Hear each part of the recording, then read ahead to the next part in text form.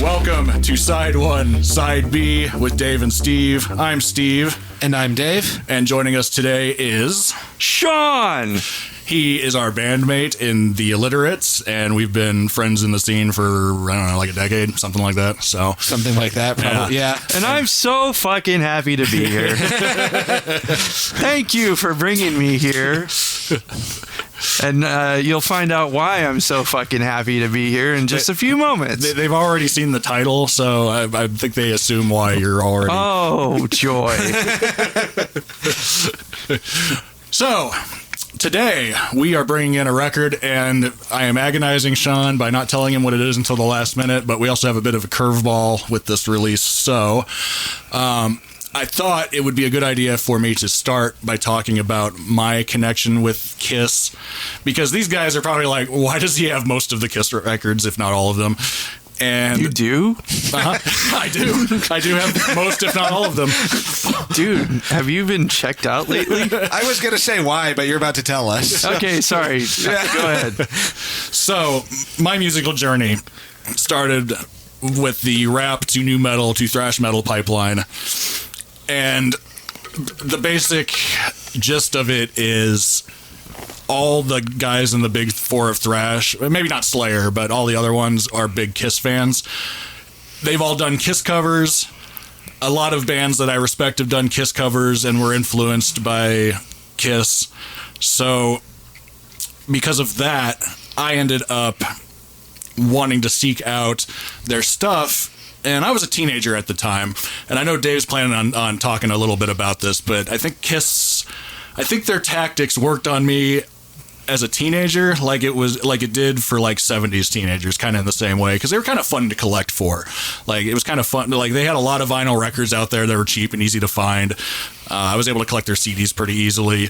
And back then, I thought the rock that they made was pretty interesting to listen to. And I think that's kind of faded over time, but I kind of see them as like a Pokemon starter band, if that makes sense. Like, do you guys have like a band like that in your thing where it's like, yeah, I know they're not respected, but they're part of my musical journey when I was younger or something? No, I only listen to good bands. All right, Dave, do you have a reasonable answer to that? I don't know. In one way, I don't believe in guilty pleasures. You know, you like what you like, and that's fine. That's why I phrased it that way. Yeah. But I also have insufferable music nerd taste. So, yeah. So even as far back as, I don't know, like 16, 17, you didn't have like a starter band that got you on your path? You were insufferable. I mean, there was a time when I was a teenager when what was on the radio was Creed, so I listened to Creed, but then I realized that was bad and never looked back. So, well, you know, that's kind of what happened with me and Godsmack. Yeah. I used to really like Godsmack, and then I was like, oh, they're doing ads for the Navy, so I should probably stop listening to them. Yeah.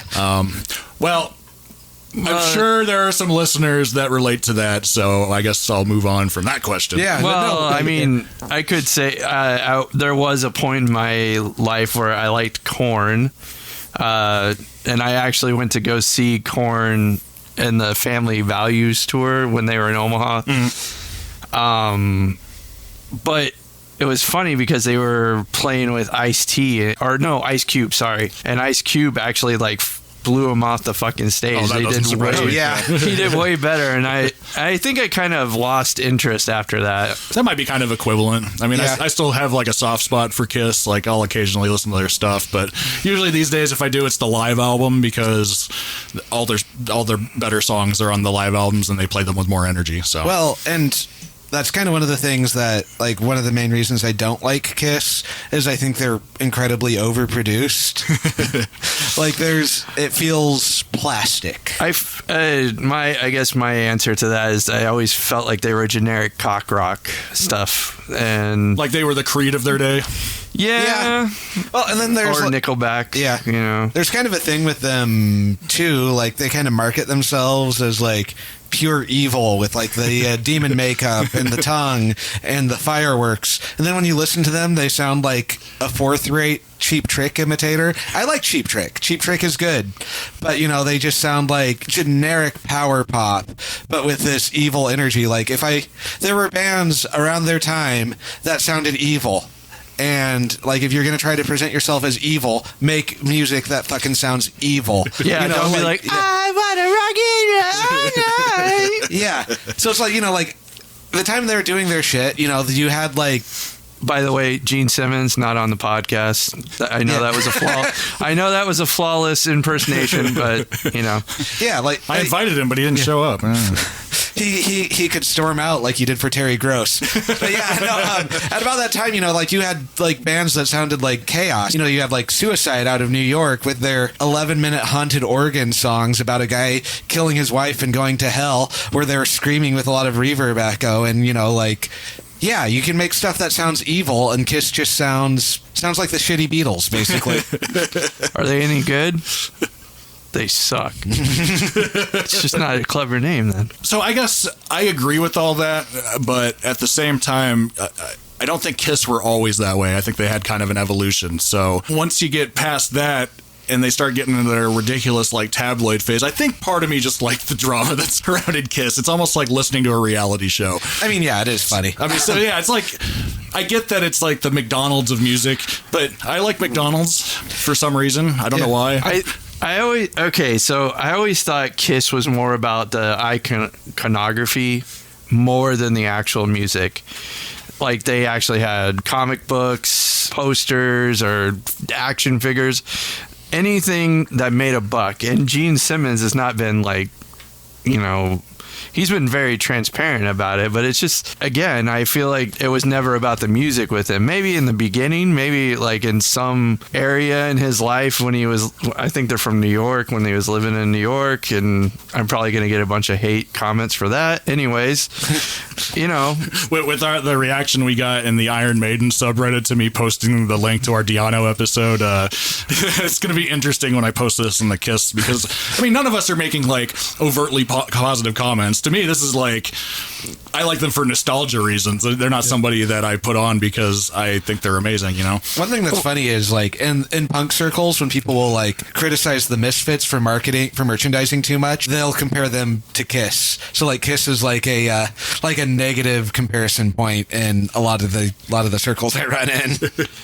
And I remember they had an album that came out in the 90s, Psycho Circus. Yeah, me and Dave were talking about that one earlier. Just say what you're about to say, because I think I know what you're going to say. Well, it was so fucking generic, and they were just trying to be of the time, and it sounded like a shitty Kiss record. It was horrible. Was that around the same time they put out a first-person shooter video game based off of that? I think it was called Kiss Psycho Circus. Maybe. Yeah, it would have been. It was not a good game.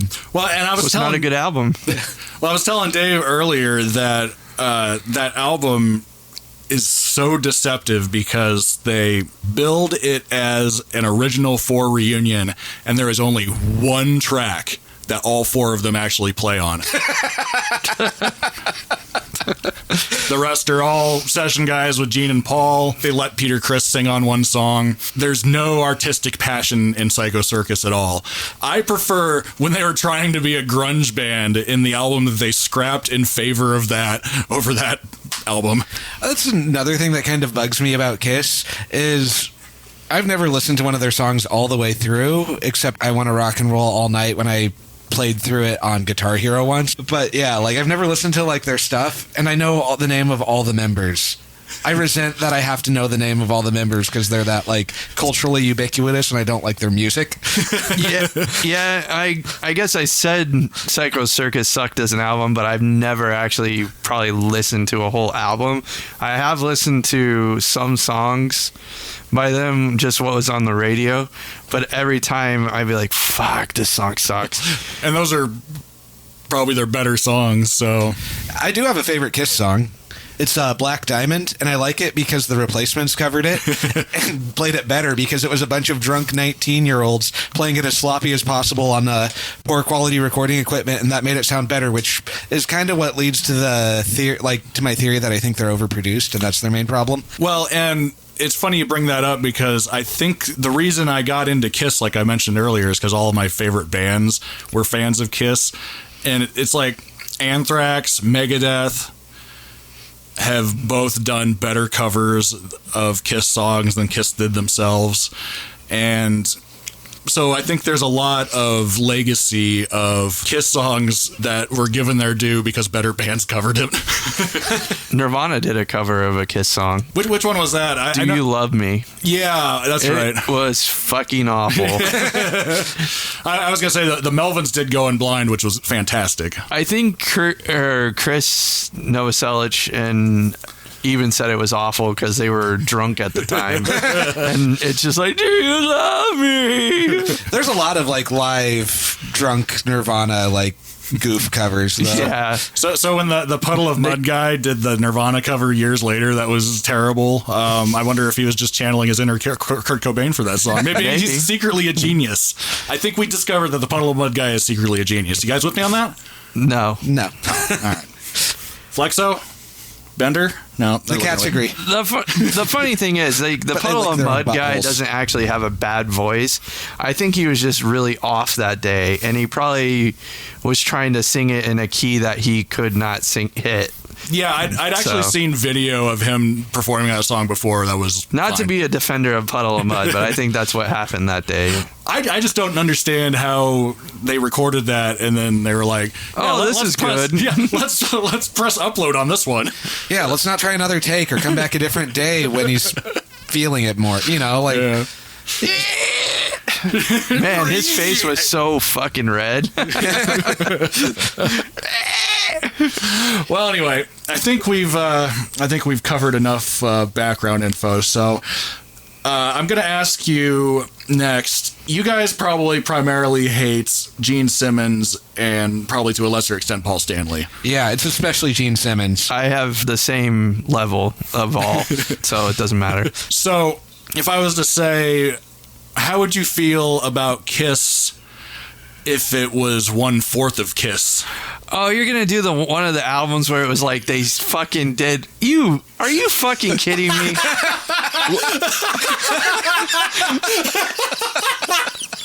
Yeah, they all did their own fucking album one time. Is this what you're doing to me?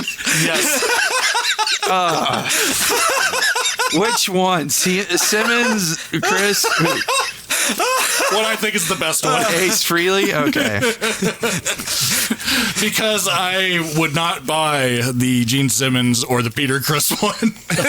I've heard my friend who's a fan of Kiss, he fucking hated the Peter Criss one. It's like crushed velvet pop songs. And I actually feel for the guy because he got in a car accident before he did that album, so he had to rush it. So I give Peter Criss a little bit of a pass on that.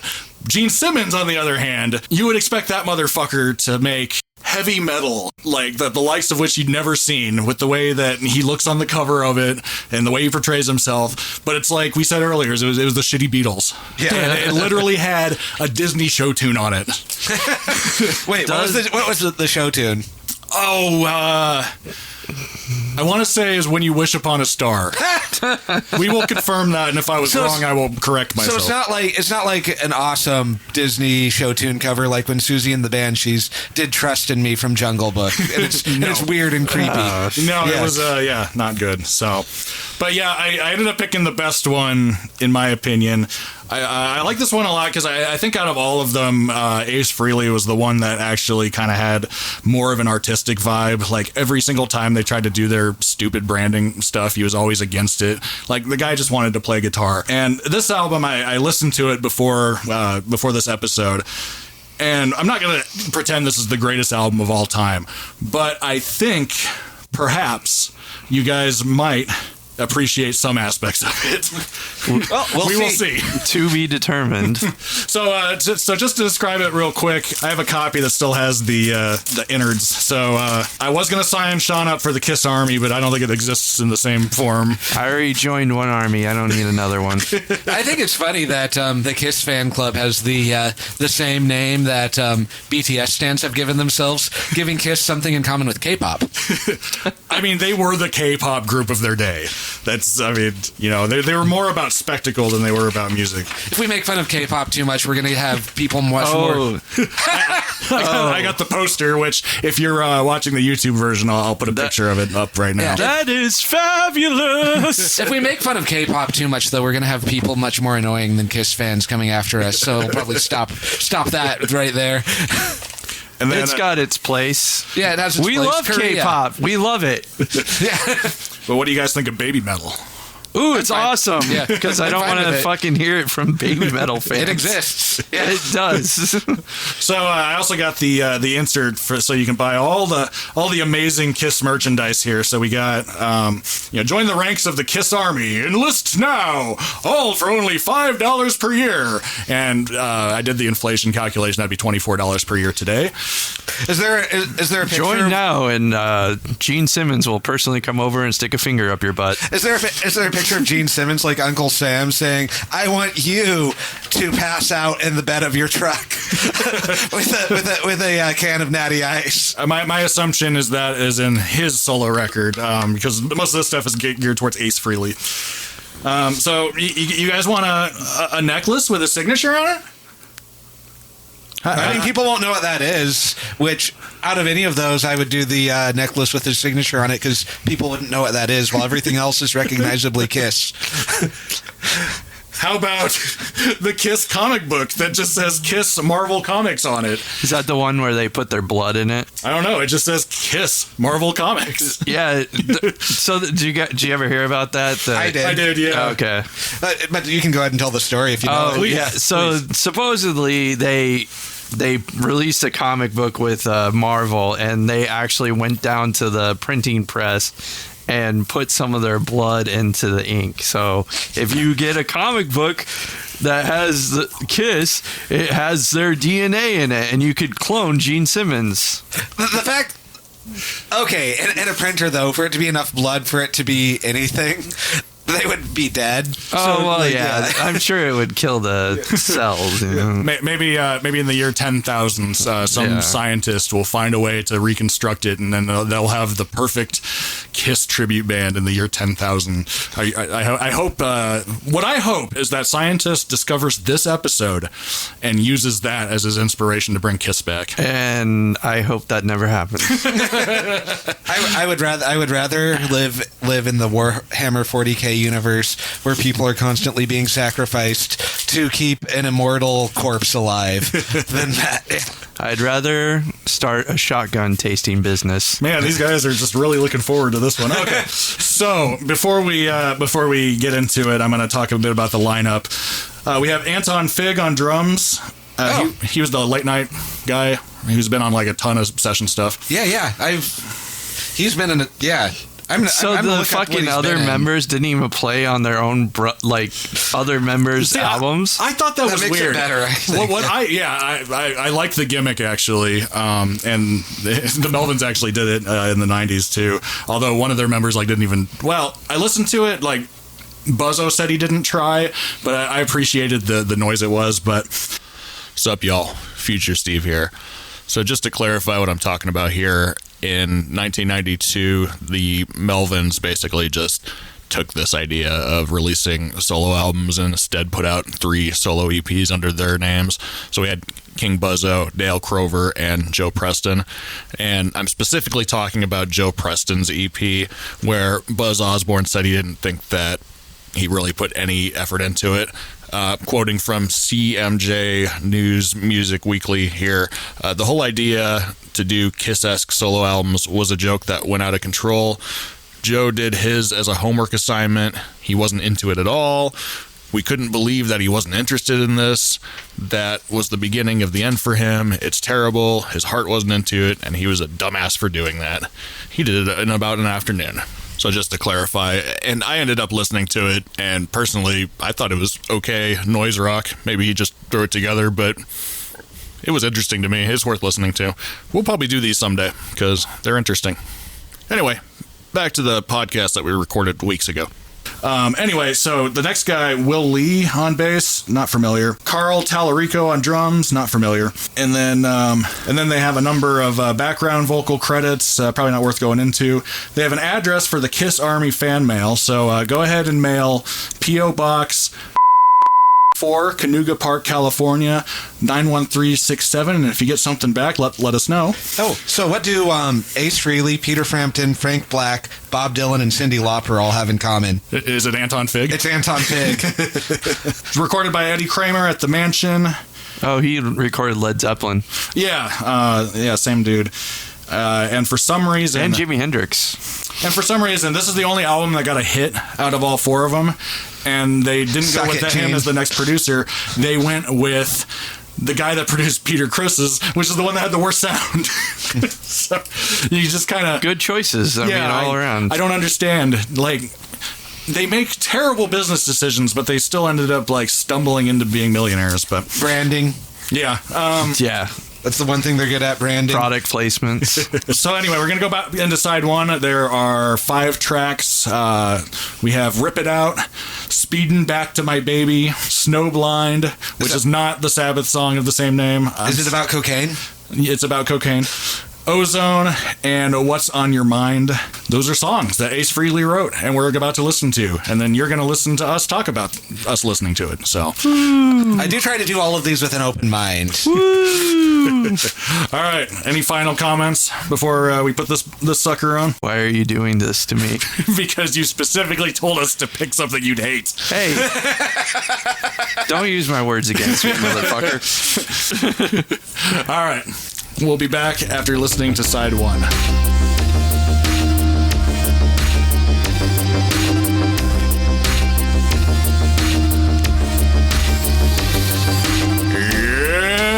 And we're back from side 1. Dave, what's on your mind? What's on your mind was the only song off this side that I didn't hate. Maybe it's because it took me that long to get past like the lyrics and the choices for the vocal melodies and just like listen to the music itself. But yeah, no, like there are some moments across the whole thing that was okay, but then like the songs were too long and the lyrics were like Spinal Tap quality, you know, like Tonight I'm Gonna Rock You Tonight, on that level. Anytime there was a rhyme coming up, it was super choreographed and the most basic possible thing. Like at one point when he rhymed baby with maybe, I was like, I would just rather hear girl and world at this point. Just rhyme girl with world. That's better than this. I got a big kick out of you guys reacting to yeah, they are terrible lyrics. I never said the guy was a poet. Actually, I don't know what you're talking about, Dave. I said a lot of disparaging things at the beginning. I think I'm now converted. I am a Kiss fan. Brain slug worked. This half album really, no, fuck this shit. It's so fucking bad. Oh my God. Rip It Out. Fuck you. Watch Me Cry. What the fuck? Solo kind of sucked. It was too long. Ending solo was not great. Speed Back to My Baby. What? At some point, someone else sang that was nice. No, it wasn't. I said annoying backup vocals. Fuck the backing vocals. It's so annoying. Back to my baby. Oh my God. And then Snowblind was okay until Ace Frehley fucking started in. And then Ozone was the worst song on the side. The dumbest fucking chorus ever. Ozone. Fuck you. And that was too long. It was 5 minutes. Why was it 5 minutes? The acoustic added some dynamic at the beginning, and then he fucked it up. Like, it just was... This whole side, I don't know if it's this going to continue on with the album. It was very try-hard. It was like... not good. Like, all of his solos were like the same. His guitar tone was garbage in every fucking solo. And they were too long. There was one point where I did say, fucking end. Yeah, I remember. Just fade out. Just fade out. So this is going to be an R-rated podcast, right? Yeah. We've sworn in the other yeah, ones. we It's fine. have the explicit label. Okay, because I got to be me on this shit. Yeah, no. And The vocal melodies, though, I really feel like I need to circle back to that. I'm going to piss off another big fan base if they actually listen to this, you know? I'd be very surprised. Yeah, if any Swifties listen to this, we love don't you. kill me. My We love stepmom you. probably. Yeah, some of her songs are okay, at least compared to this. But like it reminded me, like the vocal melodies reminded me of like Bad Blood. So you think you got bad blood? You know, it's just like that basic bullshit. Well, he had this. It was the same with his guitar solos, his singing. All had the same tonality for every song. It was nothing was changed up. No variation. Like, Yeah. I like a lot of non-traditional singers. Like I like Talking Heads. David Byrne goes off key a lot, sometimes on purpose. Sometimes but he's figuring it out. He's dynamic. Yeah, he knows how to control it. He knows what he's doing with it. I like Per Ubu, who we'll do an episode on later. David Thomas does like his weird Yelp thing, which is amazing, and I love it. But like this was just Maybe that's. I guess I would have to listen to a regular Kiss album, but that I don't want to do that. yeah. Like I maybe feel like if you didn't like this, I don't think anything would turn you around. so because like maybe like having different singers breaks it up from the monotony. I don't know. I don't get why he thought this layout of this of the side one was good. This was the best-selling one, and it went platinum. Are you fucking kidding me? Oh What my year did God. this come out? 78. Well, at least 78. At least it was before I was born. 1978. Pass me the sleeve. I'm gonna. 1978. There was a lot of good music that came out in like 1978. But Metal- this went platinum. Let's listen to the Bee Gees. I would rather listen to the Bee Gees. So, I'm getting some mixed signals, but I'm sensing you guys didn't really get much out of this. I thought it was wonderful. No, I liked some of the crunchy rhythm guitar on that very last song. Okay, so there was I liked the intro to and then he ruined it by talking. Yeah. So, I have a much more positive opinion of this album. All right, let's hear it. All right. So, Let's tell you how you're wrong. artist subjective scene. Anyway, No. This is objectively bad. all right. So, when it comes to my listening, I think I tend to prioritize the music before the vocals. So his lyrics and his singing never bothered. Maybe that's because I'm a big Megadeth fan and I grew up listening to Dave Mustaine and his terrible lyrics, which admittedly aren't to this level. But I like the lyrics to Peace Sells, honestly. no, I mean, yeah, I guess, Dave has some cringers, not all cringers, right? So for me, it's like I really like "Rip It Out" to me was a really good driving song back when I was like a pizza delivery guy. So that one was always kind of in my pizza delivery guy playlist. I have never really liked "Speeding Back to My Baby." It's too fucking corny. Snowblind, fucking horrible. Yeah, I've always skipped that one. Snowblind, I really do like it. It's almost got almost like a Sabbath type vibe, and I almost wonder if he's like, I'm gonna do my own Snowblind with blackjack and hookers. I mean, Sabbath And probably cocaine. did. Yeah. Well, I mean, Sabbath probably did Snowblind with Sabbath and hookers, but better. So, Ozone. Yeah. I don't hate it. And What's on Your Mind, I think, is a decent song. Okay. So not exactly, it's not the glowing endorsement of it, but when I was a kid, I really enjoyed listening to this. And as an adult, analyzing it, I mean, it still ticks that nostalgia portion of my brain, but at the same time, I'm getting so much joy watching you guys react to how bad this is. I would rather listen to this than Love Gun, for example. Oh, yeah. But yeah. No, that's my favorite song by Kid. My original idea for something similar to this was called The Musical Masochist, where I would torture my friends with bad records I've bought. Dave said, I don't want to do all that. And I said, all right, well, we're going to do some of that. So this is... I actually didn't intend this to be like a masochist record, actually. I was legit curious because, you mentioned you enjoy less traditional singers. So I thought maybe in this context you would, but I think you probably wouldn't mind these vocals if there was substance to the lyrics, I'd assume. Yeah. Yeah, so and I think that's fair. Maybe. Yeah. I don't know. They're pretty bad. So musically, you didn't get anything out of it either. Musically, it was okay until he started doing more. Like, some of the intro riffs were good. Let's see. I had written down. I did like the bluesy rock until for Speeding Back to My Baby until he started talking. And then I'm seeing a theme here. Yeah, Rip It Out. It was okay. It was just very generic love song. Again, I hated the lyric "Watch Me Cry." What the fuck? Anyways, ending solo was pretty cringy, and I hate that word, so I can't believe I just said it. And then "What's on Your Mind?" Like I said, lyrics suck, but the music was okay. It felt like he was doing a solo record, and he's like, "I want it to be balls out and like the best fucking thing ever." And it just was, I don't know.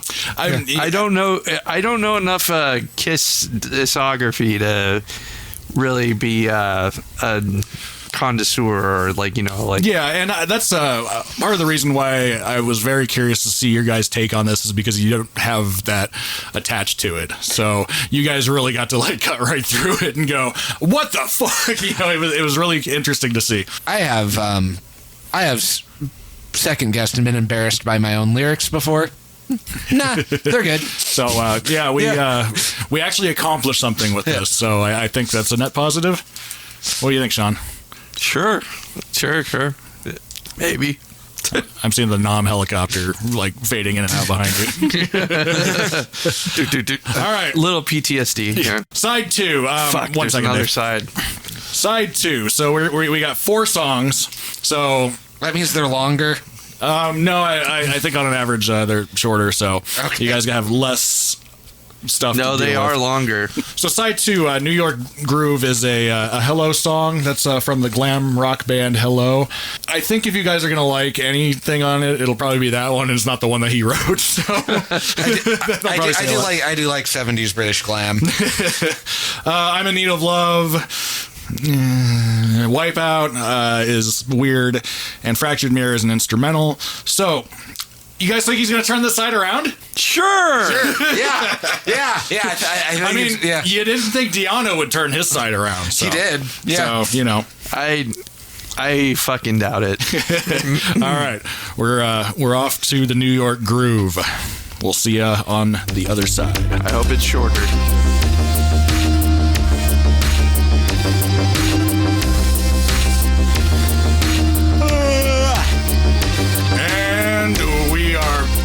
Oh, God, you woke me up.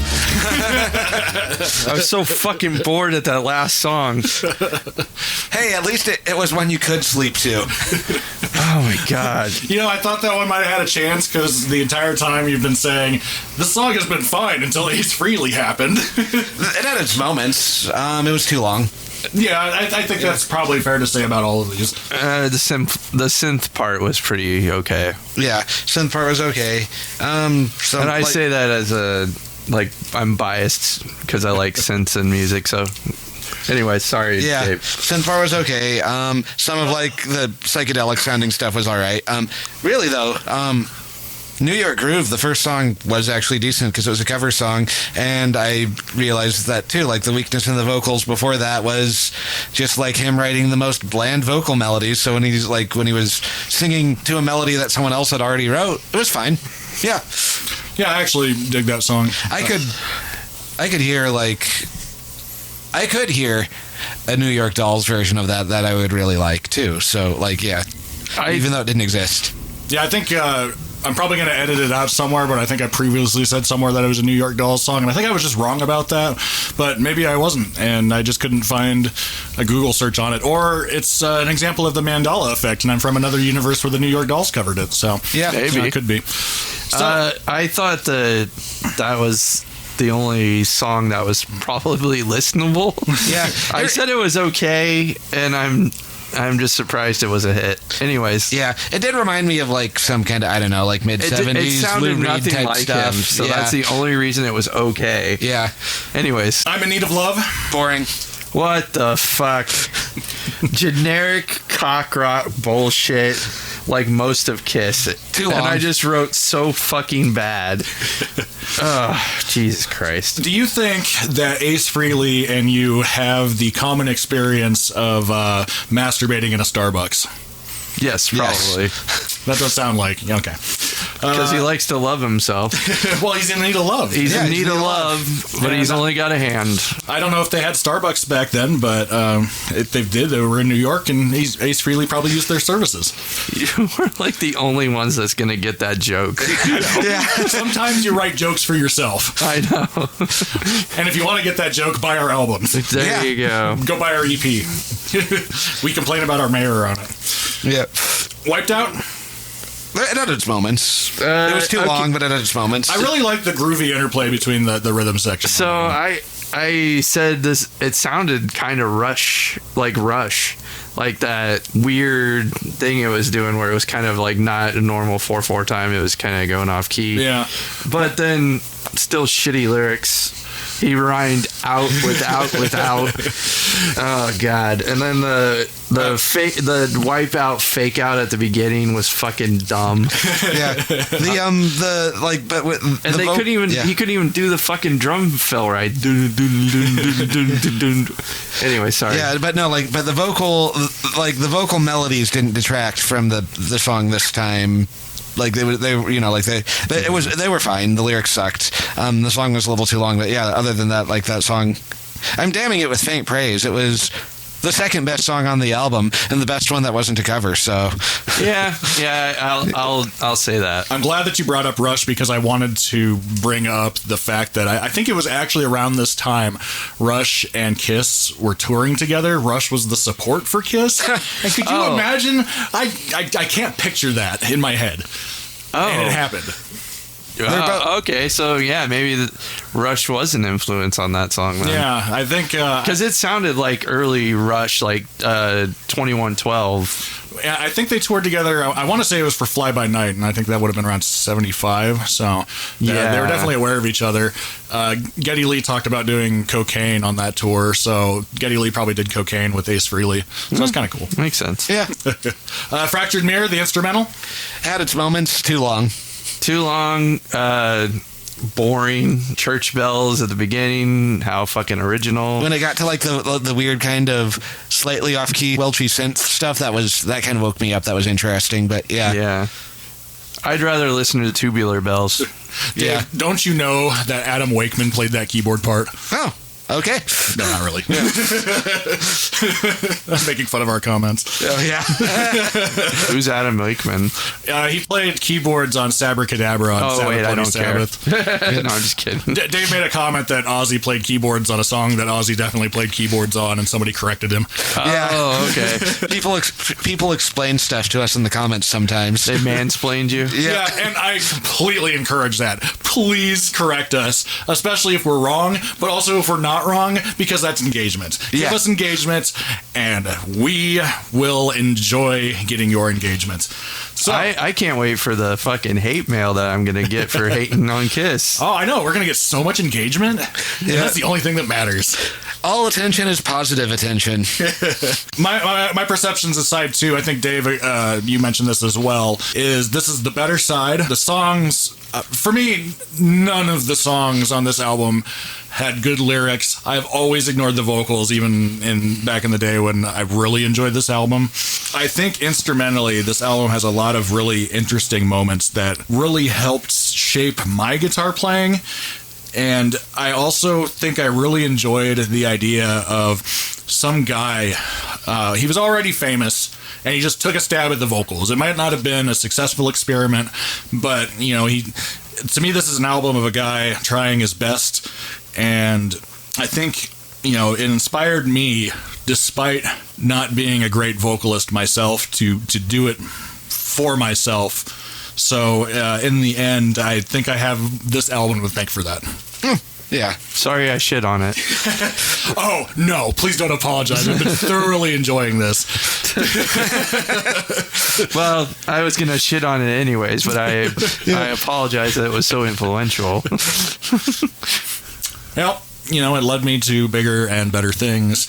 And these days, I'm listening to Eminem right now and trying to figure out why he attacked Moby. So those are my musical priorities. That was odd, wasn't it? I think it was a whole beef they had. Like, Moby said something about Eminem, and then in the press. And he did. It was the mildest of criticisms. Like, it was kind of like, hey, maybe you should just, like, make your lyrics less homophobic. That'd be kind of cool because you're pretty talented. And Eminem's like, fuck you! And then he drew a picture of him choking Moby.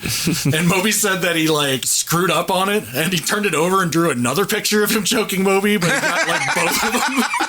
And you can find it online. You can DuckDuckGo it, and you see a picture Eminem drew of Moby that he got framed.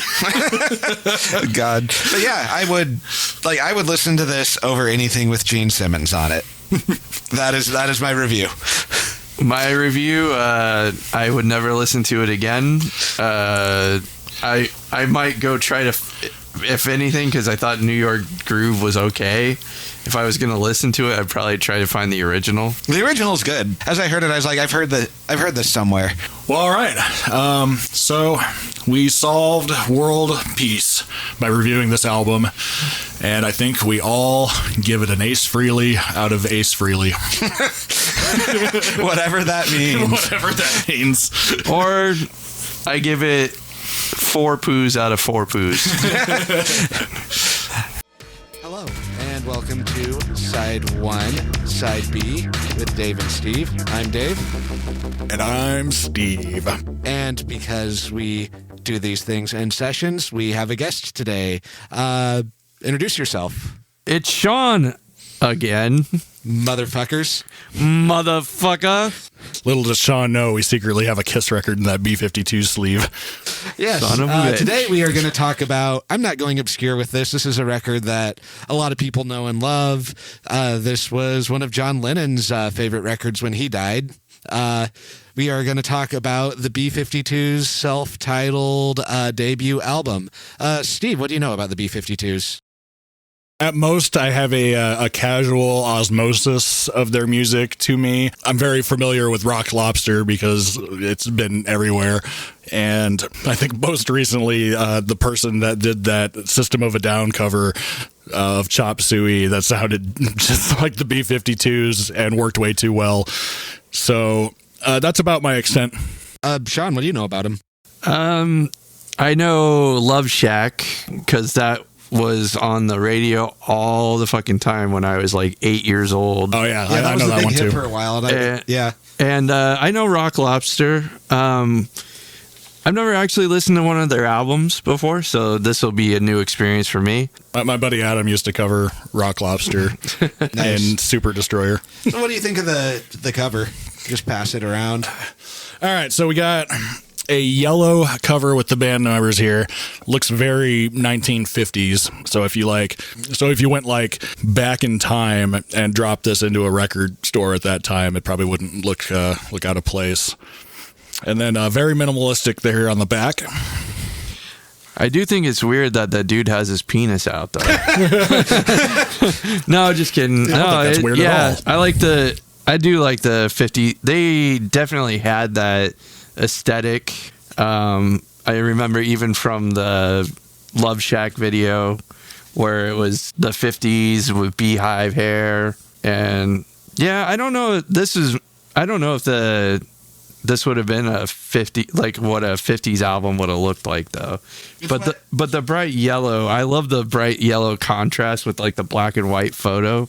Yeah, it's what someone in 1979 would use to evoke kind of a 50s aesthetic. Yeah, I could see that. Yeah, it's also has kind of like that kind of John Waters-y, twisted camp thing going. Oh yeah, it doesn't get quite as like fucked up as John Waters stuff goes, but it has like a similar vibe, like the gay campy party, have fun in a weird space type of thing. I think every member of the B-52s except Kate Pearson is some form of gay. But yeah, I'm gonna go. Speaking of the lineup, I'm gonna just kind of read out who does what. There's Kate Pearson, who's one of the vocalists, and she also plays organ and the keyboard bass, as well as a second guitar part on a couple songs. There is Fred Schneider, vocals, walkie-talkie, toy piano, and keyboard bass. Then there's Keith Strickland, drums and percussion, Claire sounds. Cindy Wilson, vocals, bongos, second guitar on one song, tambourine. And then there is, who I think was the band's secret weapon at this point, Ricky Wilson, the guitar player. He also plays Smoke Alarm, but he was Cindy Wilson's brother. One of the reasons why Love Shack sounds so different from like their early stuff, especially like this, is Ricky Wilson died of AIDS at some point, and Love Shack was like what they did after he had died.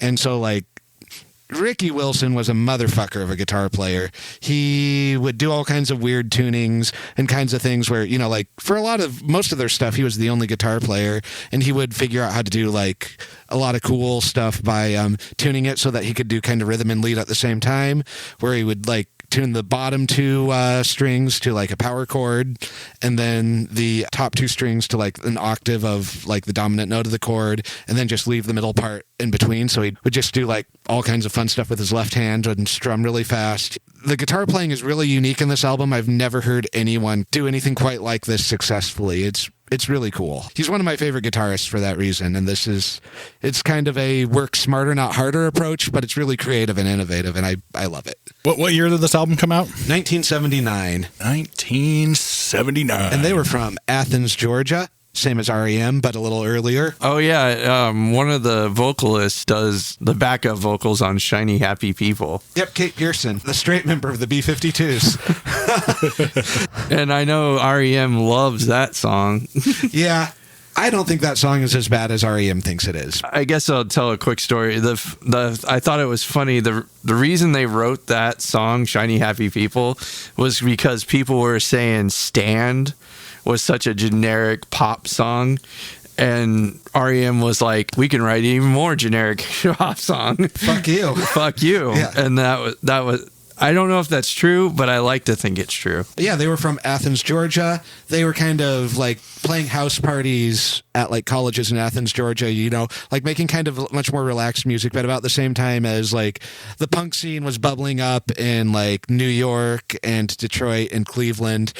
And they are kind of part of like that same whole, you know, like early punk new wave thing that was going on. But like they're much more relaxed, like a party band. They're not like as poetic and threatening as say like Patti Smith or Richard Hell or Television or the Dead Boys or Iggy and the Stooges or anything like that. They're just kind of good music to dance to at a party. Mastodon is also from Georgia, so I wonder what the Mastodon to the B-52s crossover listenership is. Probably more than you would think. Like a lot of people do really get into like their local heroes. I bet there's someone in Georgia who listens to the B-52s, Mastodon, and Outkast equally. Two of those are good party dancing songs, and then Mastodon's awesome just in a different way. Well, all right. Well, we're going to slap this fucker on, and we'll be back to tell you what we think of it.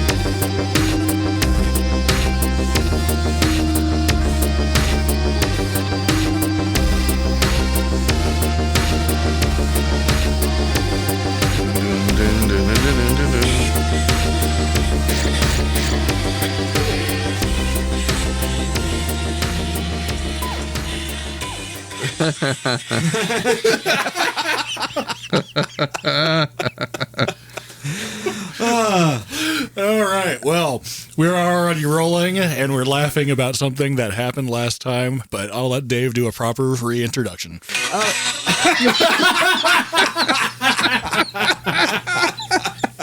All right, we are back. Guys, fellas, what did you think of that?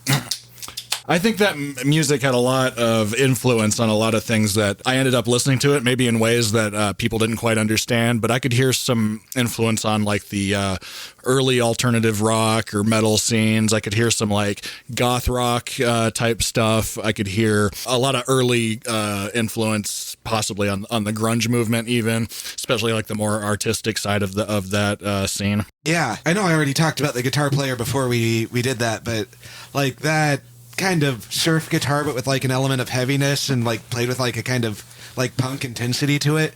Like this was around the same time that Dead Kennedys were getting started on the other coast, but I do wonder how much like, you know, B-52s would have started a little earlier, even if like this album I think came out 79, which It came out in 1980. okay, so yeah.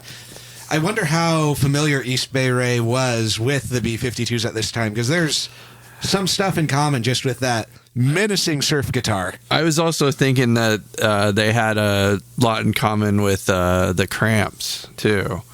Oh, yeah. That psychobilly kind of thing, you know. And I thought it was good. And like you were saying, Steve, where there was influence from... I could hear influences in the later Pixies sound because of the surf rock, then especially like the Bossa Nova album by the Pixies.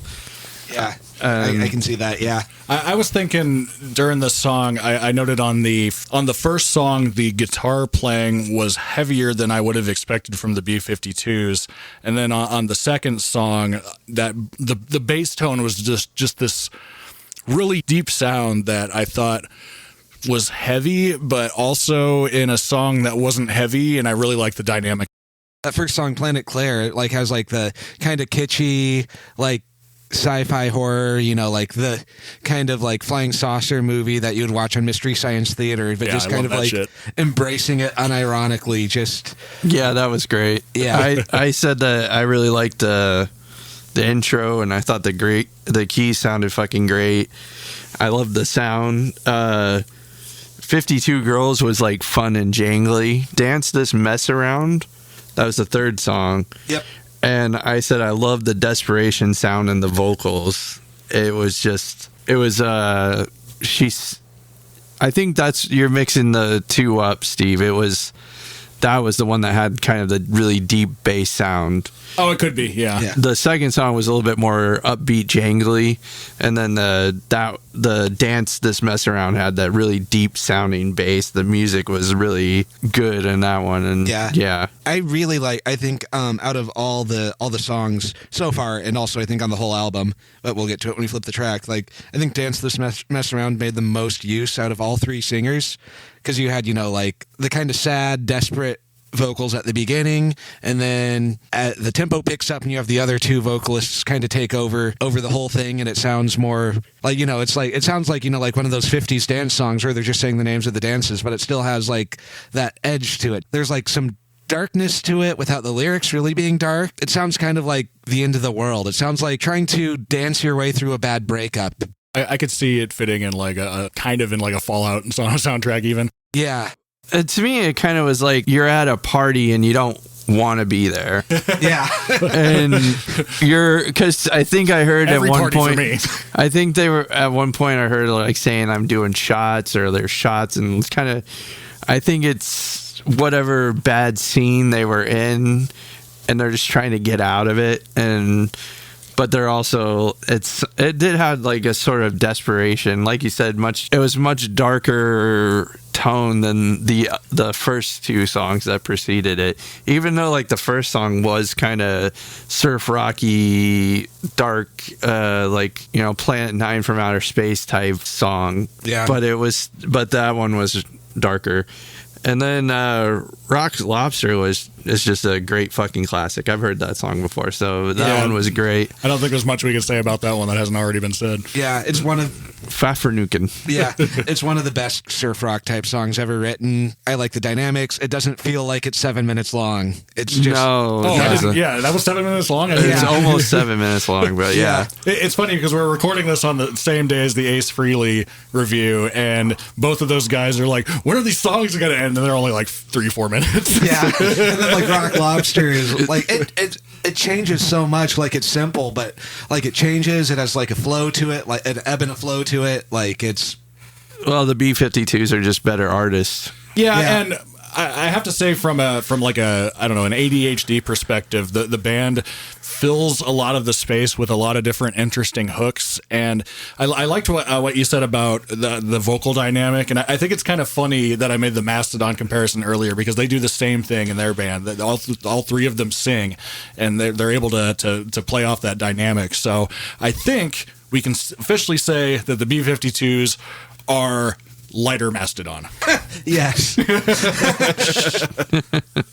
I love the dynamic because it would have like a chunky chord or jangly chord, and then it would have the little ding ding, like little background stuff, and even the part where there's a walkie-talkie, because Dave liked to point that out. It was kind of funny. Dave's like, he's like beep beep beep, and I'm like, thanks, Dave, thanks for that. Oh, I love all those little non-traditional instruments that they're using on this. I think that's really cool and something that we've utilized in Lucid Fugue quite a bit. Yeah. Well, it's like if you really look at the instrument credits, you have Ricky Wilson and Keith Strickland and Kate Pearson are all, you know, like instrumentalists, and if you watch them live, they're the ones who are usually playing instruments. And then like you have Fred and Cindy like playing like toy piano or playing the bongos, and like Fred isn't a traditional singer. I think he makes great use of his voice, like his voice is perfect for the music being played. But you have the more traditional musicians, but you don't have like a full traditional band because you don't have like an official bass player. And then you have like a couple of poets who have like a bunch of great ideas and great stage presence. And so like it has like a great dynamic of like the musicians and non-musicians playing off of each other. I wonder if Tom Waits had some influence from them, because Tom Waits would do the same thing where you wouldn't have traditional instruments in a song. He would have different things like typewriters and oil drums and like especially like on Swordfish Trombone, that was just like a weird experimental album. Yeah. He was like very traditional before, and then he started doing that crazy stuff. And then blew out his voice on purpose. Yeah. Come along with thee. You're innocent when you dream. Yeah, I there's no way Tom Waits never listened to this. Like, even if it wasn't considered a direct influence, it made it into his psyche. Yeah. I bet you Les Claypool listened to this band. Oh, yeah. Oh, yeah. Oh, definitely. I bet any band that could be considered kind of weird, Les Claypool has absorbed to some degree. Yeah, good point. All right, Dave, what do we have coming on side 2B? Determined. Yeah. It's kind of interesting. Like, this other side, like, they did kind of front load the songs that would kind of become the hits off the album. So it's a lot of the same kind of music, but it's like nothing that you would have heard before. Like, yeah, a lot of the same kind of upbeat party music with some kind of darkness behind it, musically similar, but it's not going to be any songs you've heard. It's going to be, I think side 1's a little stronger, but I think side B, it's also just like a solid side of music. And like their second album was a lot like this one. I think this record as a whole is their best one. Their second one is good too, but it's similar to this one. And then like over time, they just didn't maintain quite the same momentum until Ricky Wilson died, and then they decided to stay together and put out Love Shack and had the biggest hit of their career at that point. Like these first two albums, and this first one especially, is where they had just like the weird nervous energy going. And after that, they fucked with the dynamic some by sometimes like working with like horn players and the like. And I think it works best when it's just like the five of them doing whatever weird thing comes to their mind. This is kind of like a last gasp of like the early band and this particular dark yet bouncy moment. All right. Well, let's cue it up.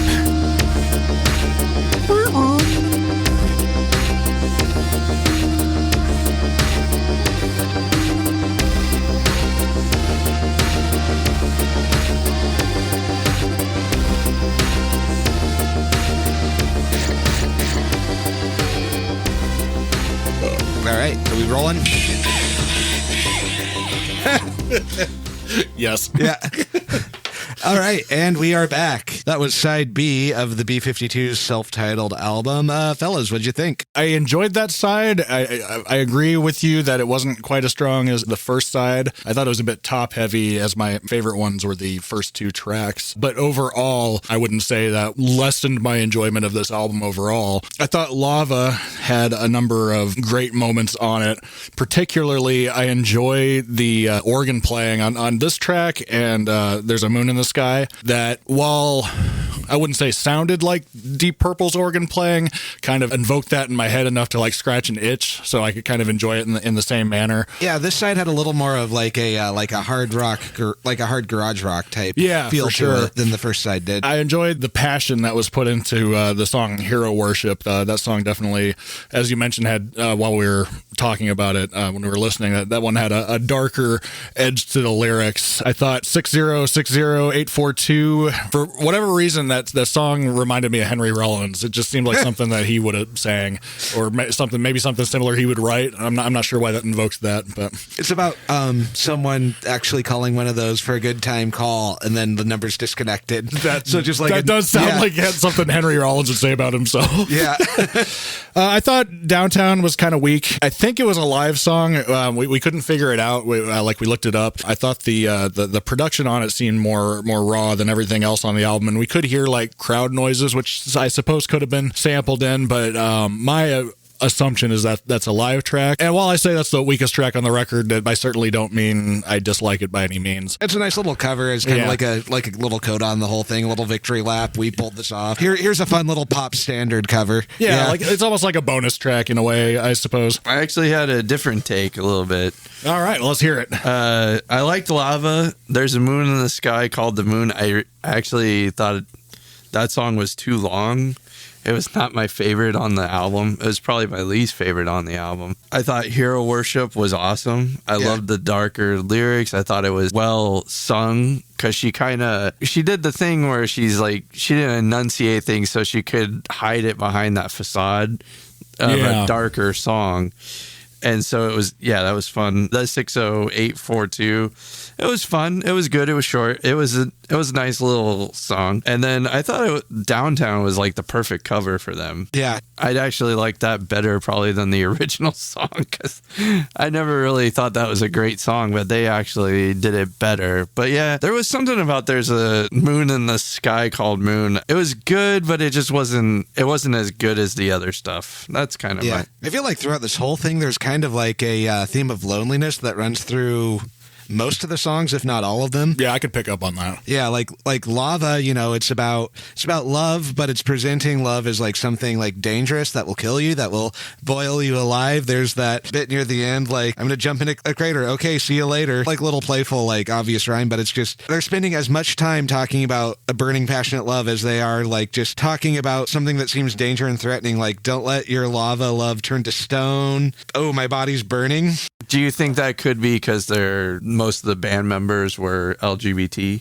I think so. And maybe because at the time, in 79, it's no big secret that, homosexuality and anything related was very frowned upon. So maybe that's where that song's coming from. I think that's very likely, yeah. During the same time period, Rob Halford in his autobiography was talking about how he was really lonely on tours being a gay man, had a hard time finding that in society because, at that time it was kind of hush-hush.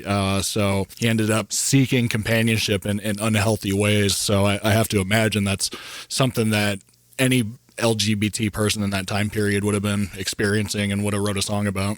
Yeah, and then there's a moon in the sky. There's bits, like, you're in outer space, you don't feel out of place because there are thousands of others like you, others like you, others like you. It's about a deeply lonely person trying to find other people like them just for some kind of human connection. And just under like this happy, bouncy sounding song, just profound sadness underneath it, which I thought was really cool. I liked the contrast. And like Hero Worship, like mixed references to like looting the dead body of your idol, like picking it clean. There's reference in that could be read as necrophilia. But this is the point where I feel like, okay, maybe the John Waters reference that I made at the beginning is more apt than I thought.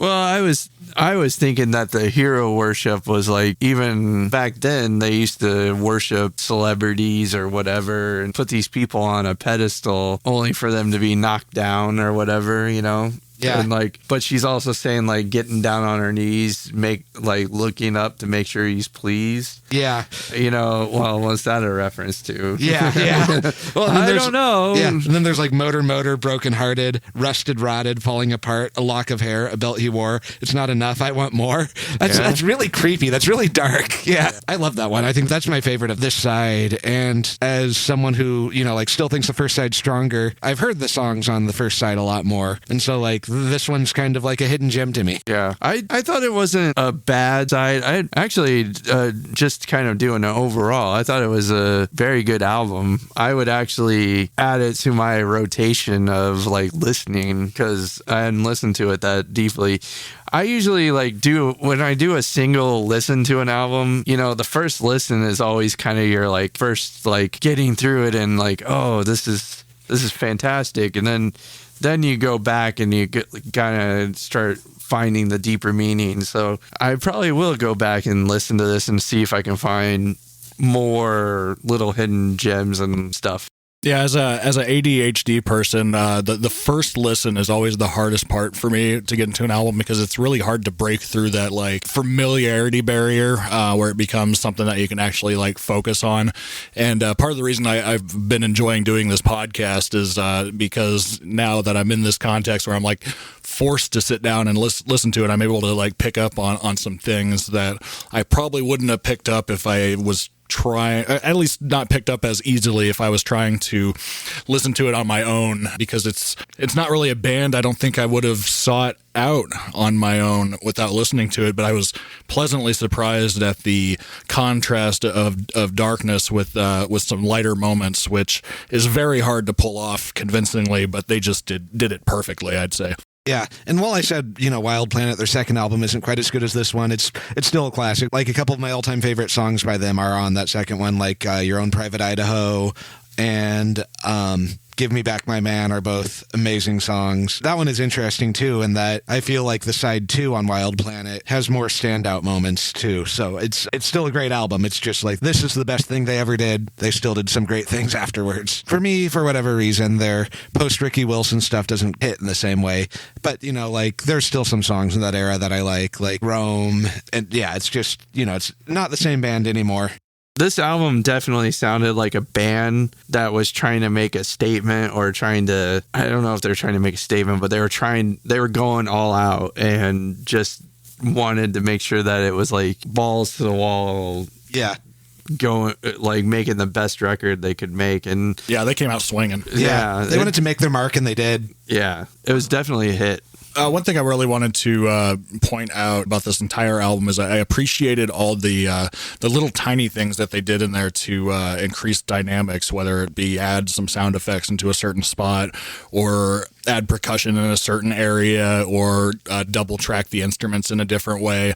I think that a lot of production, especially in the modern era, tends to not do things like that anymore, and I think that contributes to a lot of albums just kind of sounding boring because there's not as many hooks as there could be. One big criticism I have, say, of like modern Iron Maiden is their albums sound very flat, but like this album right here, which was done in '78, when I imagine it would have been harder to do little sound effects like that, added a lot of little moments where I don't think the songs would have hit in the same way if those things weren't present. But it's such a thing that goes so easily unnoticed. Yeah, and the way that they're able to make the little like child's toy piano sound just like huge, like have it like not be overpowered by the fact that there is a real guitar with an amp in the same song. Yeah, just amazing. I have to imagine that was really fun to do because I mean, we did remember when I was going around buying all those child instrument toys for Lucid Fugue, and we sampled them, and then Dan gave them to his daughter. Yeah, I would actually argue, Steve, that modern music actually does do some weird shit. Like they add in like just weird things, but however, what makes them boring is they make the weird thing the main hook. Oh yeah, I could. At that point, it's not nearly as effective. Yeah, I get what you're saying. So like, I can't remember. I think it was because doesn't Billie Eilish's brother produce all of her shit or something like that? I'm not sure. I'm not 100% sure, but I saw him on a talk show and he came up with some thing and people were like, oh, it's amazing and everything. It was the main hook was just a traffic noise that he recorded on his phone or something like that. So it was like the weird thing was the whole hook instead of where you just add like dynamic to a song to make it like stand out time, you know. It's dumb, but yeah, we literally did that for a Lucid Fugue song. Oh yeah, there's a song that we put like some wet clothes in a washing machine and then slowed the recording down. Yeah, and I sampled the crosswalk saying "wait" out in Des Moines, and then I just kept pressing it over and over again. And I go wait. So what you're saying is you're as good as Billie Eilish. Yeah. Oh yeah. Oh yeah. Duh. Yeah. Quit stealing the Plants vs. Zombies theme song. The thing with Lucid Fugue, though, too, is like we are trying like every weird idea and seeing if we can make a song out of it. And sometimes it works. And I think it works most of the time. But then we play it for other people and they get mad at us. So when you guys play live, who gets to fight over who pushes the space bar? We've only played live once. Yeah. And we keep having disagreements on what the live show would look like. So we never really get around to doing it. So we might just end up recruiting the rest of the Alliterates and then you'll be our backing band or something at some point, maybe. I don't know. I'm nobody's backing band, motherfucker. Security. You're my backing band. That's one of my favorite Rolling Stone stories where Peter Watt, who's the Charlie Watt. Charlie Watt. So Mick Jagger was like drunk and he was fighting with Mick Jagger and Keith Richards. They were both fighting and Mick Jagger calls up Charlie Watt and he's like, come up here, where's my drummer, and Charlie Watt goes up to the hotel room. He's like dressed in a suit. He punches Mick Jagger and holds him out the window. And he says, I'm not your fucking drummer. You're my fucking singer.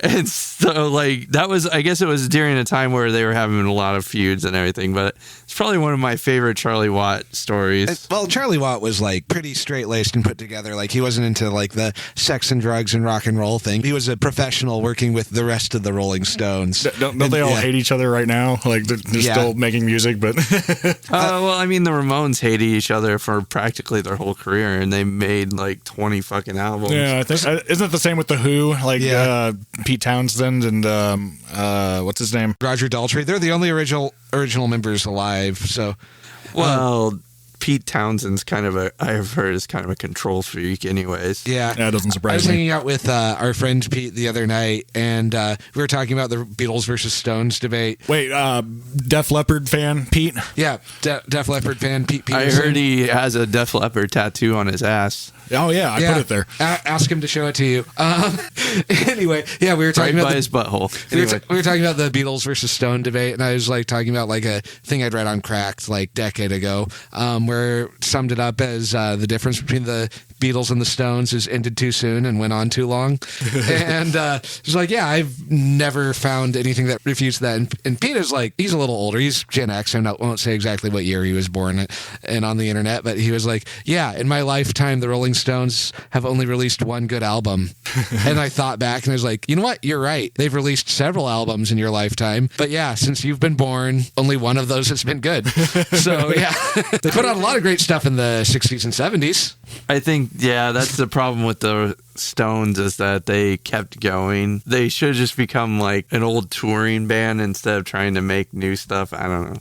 Yeah. Well, if they want to, I mean, yeah, that's their prerogative, I guess, but just don't make me listen to it. Yeah. A quick thing I want to mention about Pete that I think is kind of funny is he listened to our first episode, Headless Cross, and he messaged me and said I couldn't even get through it. So I said you're not going to like side B. And I said, well, if you don't like Headless Cross, then you're going to hate this. So I sent him a link to our third episode, Diano. And he sat back, this is way better than Headless Cross. This reminds me of Loverboy. And I'm like, Yeah. I don't understand Pete, and I love that. We need to have him on as a guest. Oh yeah, for sure. Yeah, he'd probably be much better than me. I think you did good. I'm just fucking with you.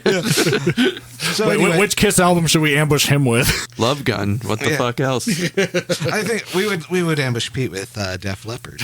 Oh yeah, that's right. Yeah. On through the night, sitting right over there, which has been behind us this entire time because I've forgotten to put it back. So yeah, that was this episode on the B-52's self-titled debut. And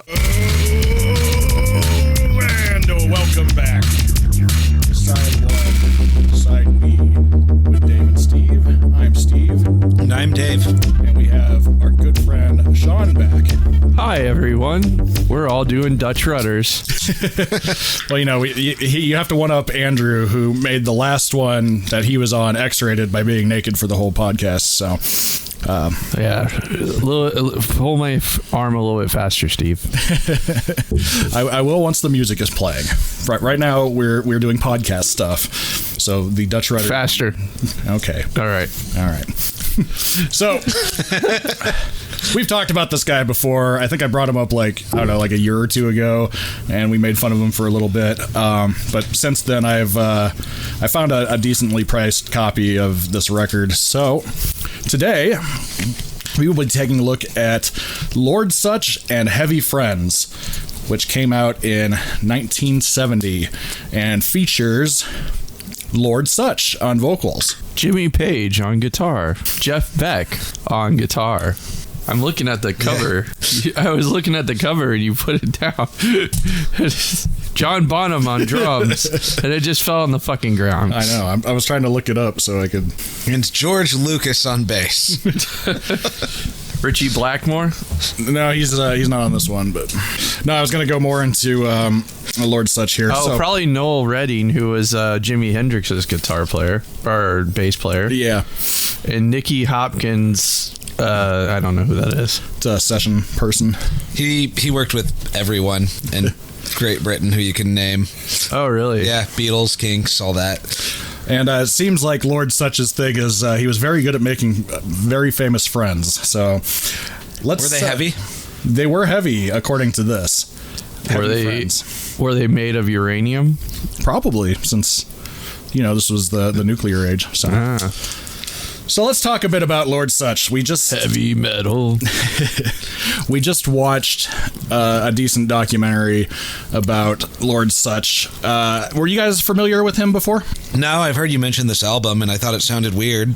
I'm also expecting to be vaguely defensive of it after I listen to it, but yeah.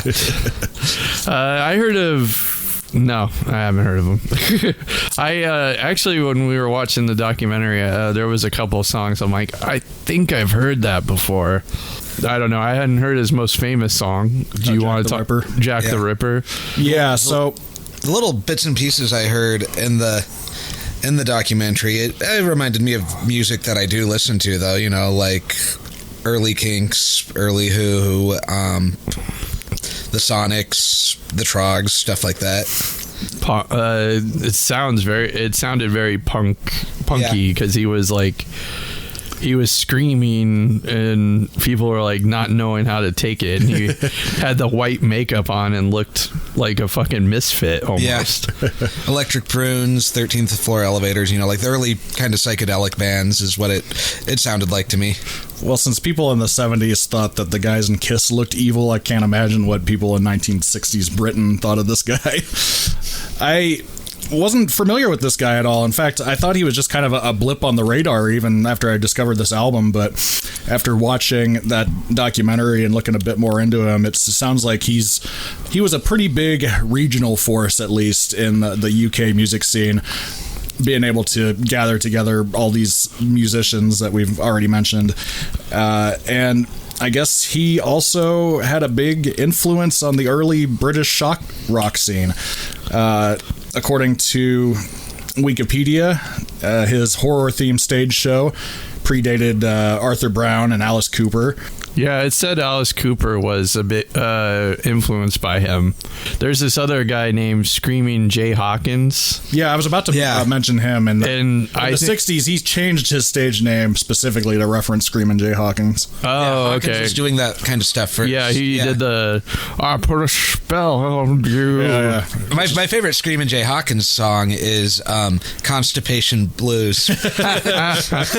I feel that too much. I love Screaming Jay Hawkins. He's great. He's amazing. Yeah, but he did the whole shtick where he did like he was a voodoo guy and he'd have skulls and he'd have like that fake bone through the nose. Yeah, and then like the leopard skin cape. And yeah. And obviously a giant influence on this guy.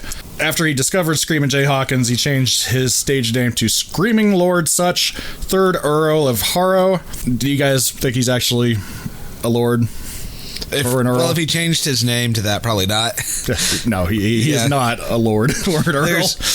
There's a stuffiness to any titled gentry in Britain. They, you can interact with some of these freaks on Twitter if you really want to, because they're on there. But there's just a sense of decorum that I can't see anyone who was raised in that environment doing something like this. Yeah, he'd probably been ostracized by his people or whatever. Yeah, and based on what we saw in that documentary, it sounded like he was more of a, I don't know, for lack of a better word, progressive type candidate. Yeah, it talked about his political party some in that documentary where it was passport, there's serious stuff allowing 18-year-olds to vote, which is cool, but passports for pets and things like that.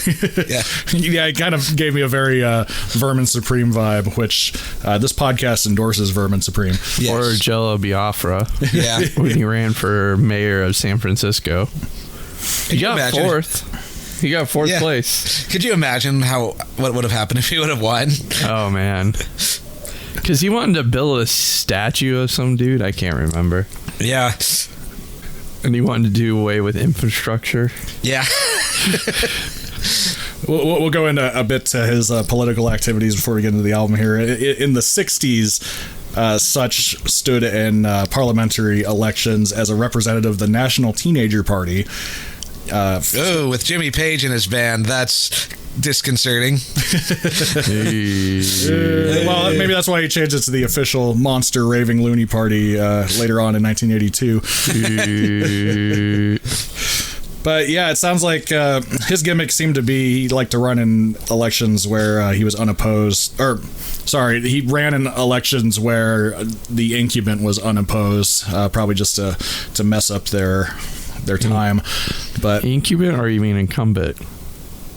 I've always said incumbent in my head, so incumbent, yes. Incumbent, yeah. It's probably because I've always read it like incubator.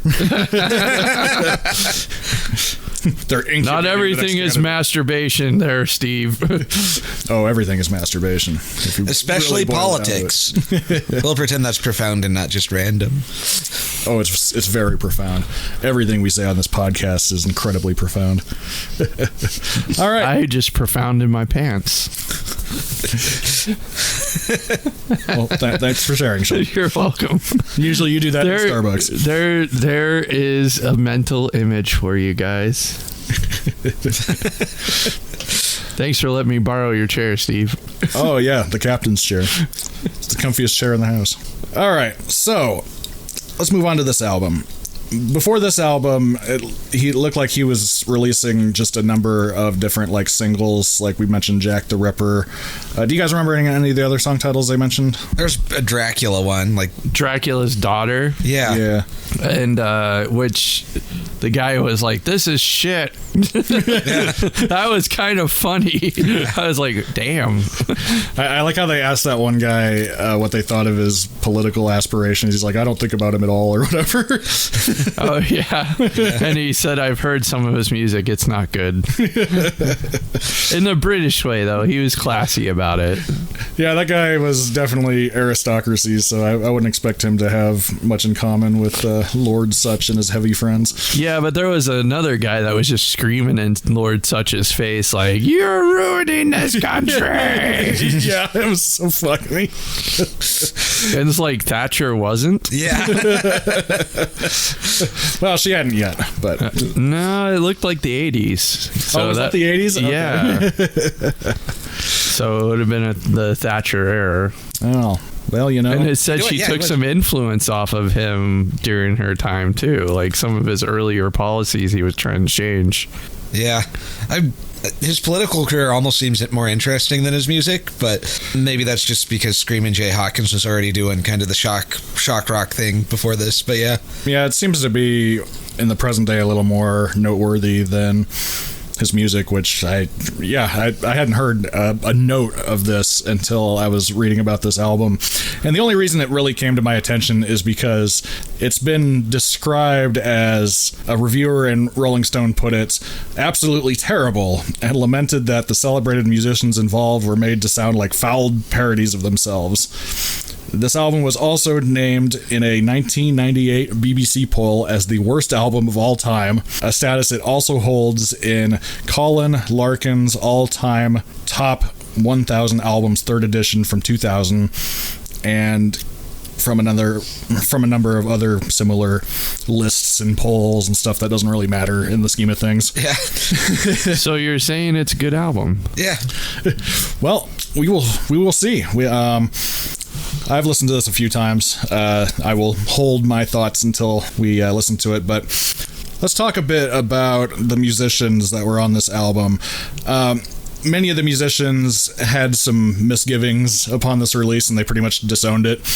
They called it like demo quality, basically, and I guess it just kind of damaged his reputation in the community. And this isn't the only time he does this. He also releases a follow-up to this, also called Lord Sutch and Heavy Friends, but it's a live album called In the Hands of Jack the Ripper, and on that one, it's a live album, and a bunch of famous people play on it, and he released it without telling any of them that he was going to release it. Wrecked.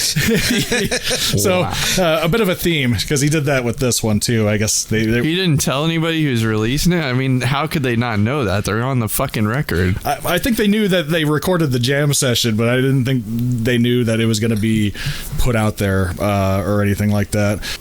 According to Jimmy Page, he just wanted to go down and have a laugh, play some old rock and roll, and according to him, the whole joke sort of reversed itself and became ugly. So, well, watching that documentary, like, Page played on a lot of those early singles too, so it's like, wouldn't he know what to expect? Or just when it got panned, was he trying to cover his ass? Oh, I'm almost certain he was just trying to cover his ass. Because he's I'm in Led Zeppelin and I do good stuff. Well, and he was also the producer on this, so... That's he almost certainly knew this was coming out, and then when it was panned, he decided that he wanted nothing to do with it. So, was he mad that he couldn't cover his mistakes with 1 billion overdubs? Probably. Although if he was the producer, I mean, wasn't that kind of his call? Yeah.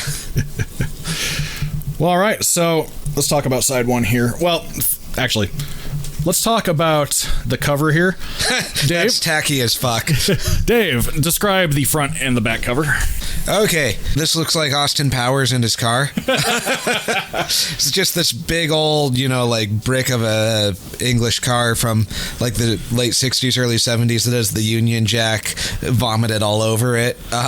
Just imagine the most British album cover you can think of, and it's not British enough. That's exactly what I thought when I first saw that cover. Is it's the most British album cover I've ever seen.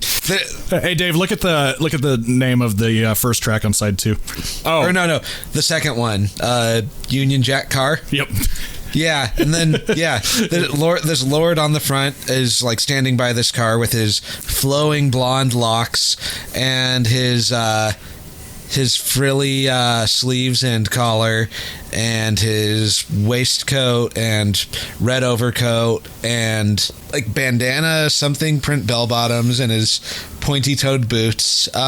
This is more British than if they just made the cover of the album Beans and Toast.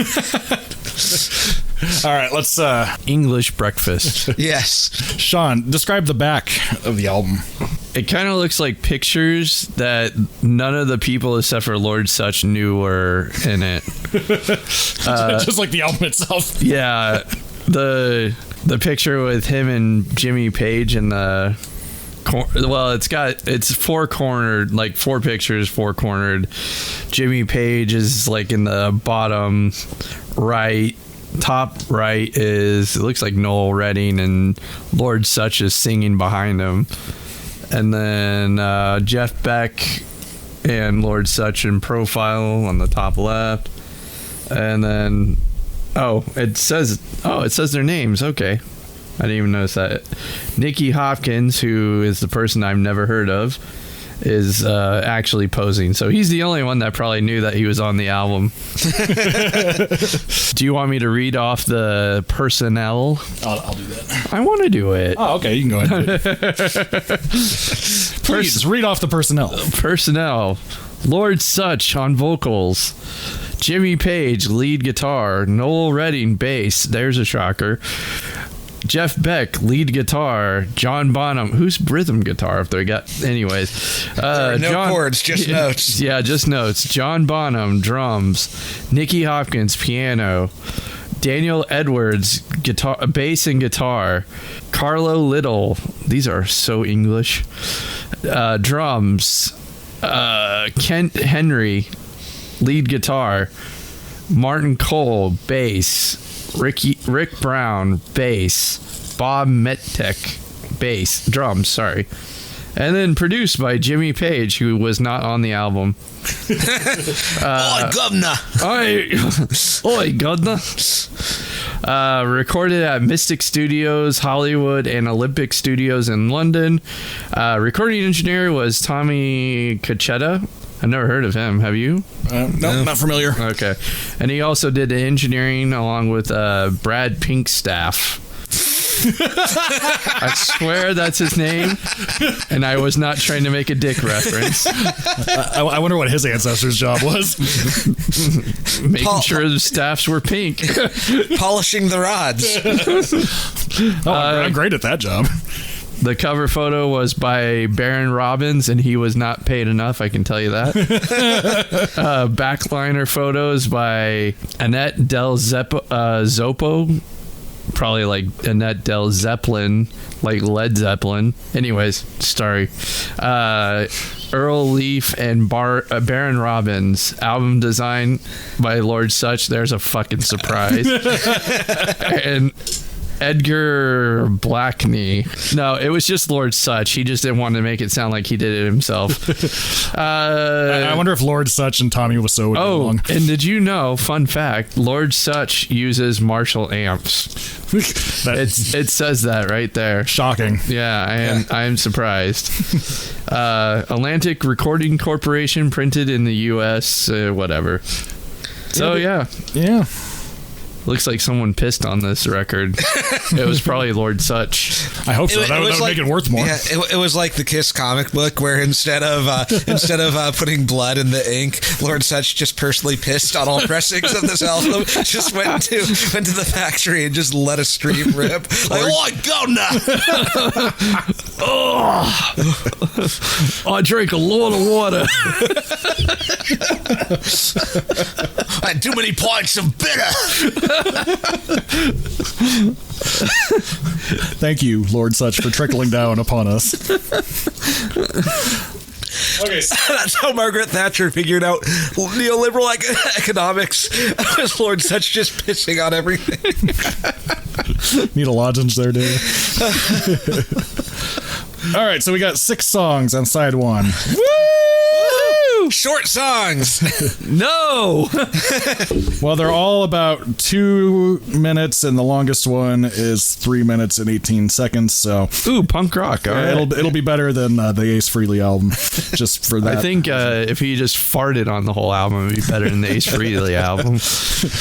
Oh wait, as positive thoughts. Ace Frehley sucks. I mean, it's great. All right, so we got Wailing Sounds, and that features a lineup of Lord Sutch, Page, Edwards, and Bonham.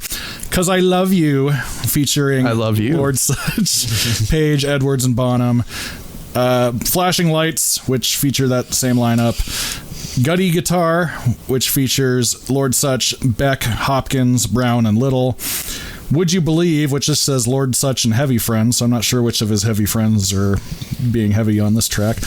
And Smoke and Fire, musicians, which features Lord Sutch, Henry, Edwards, Cole, and Metke. So, yeah, we got 3 Jimmy Page and John Bonham songs, and a Jeff Beck song, and some session musicians to look forward to on this side. What do you guys think? Do you guys think you're gonna enjoy this side? I honestly think it's probably not as bad as everyone's making it out to be. Like I'm ready. I'm ready to find some joy in it to piss off the British. I don't know, man. We'll see. Like, it's one of those things, like, it sounds good on paper, but I'm pretty sure it's gonna suck. All right, well, we're gonna throw it on and we'll see. Catch you on the other side.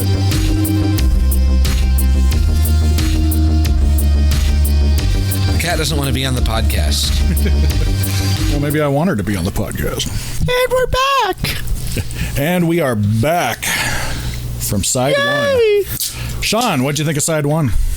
Actually, I'm fucking shocked. I actually liked it. I thought, well, okay, I'm shocked because from what you were saying before, people were saying this is the worst album ever made. And it didn't sound like the worst album ever made. I've heard shit worse than this. Oh, there are plenty of better candidates for that, I'd say. I've heard contemporary shit to this that's much worse. Like I thought it was a good album. Good half. Yeah, good half. Like at worst, it was fine. At best, it was pretty good. Like I've heard better from this era, but I've certainly heard much worse, and I enjoyed it. It did sound. I can imagine in the 70s, like especially 1970, it would have sounded a bit dated. Because it did sound 60s-ish. Yeah, it definitely had a lot of that like 60s psychedelic vibe, especially in the later half of the first half. Yeah, so like people might have been like, well, this is like dated. This is almost like this is so 3 years ago, back when it came out. Oh, I could definitely see people feeling that way about it.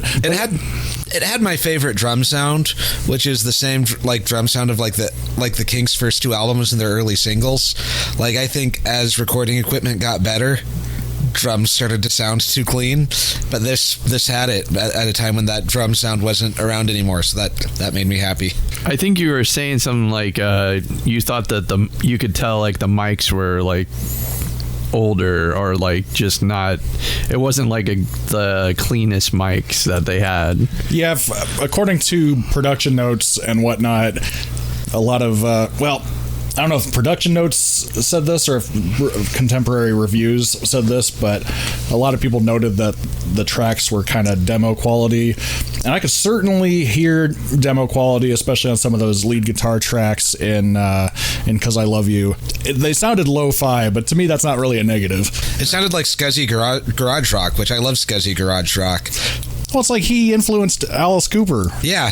Alice Cooper's scuzzy garage rock. At least he was after this album came out. And I can see how he influenced punk. Yeah. Well, like going down the list, like Wailing Sounds, the first song, it reminded me of like early Zeppelin.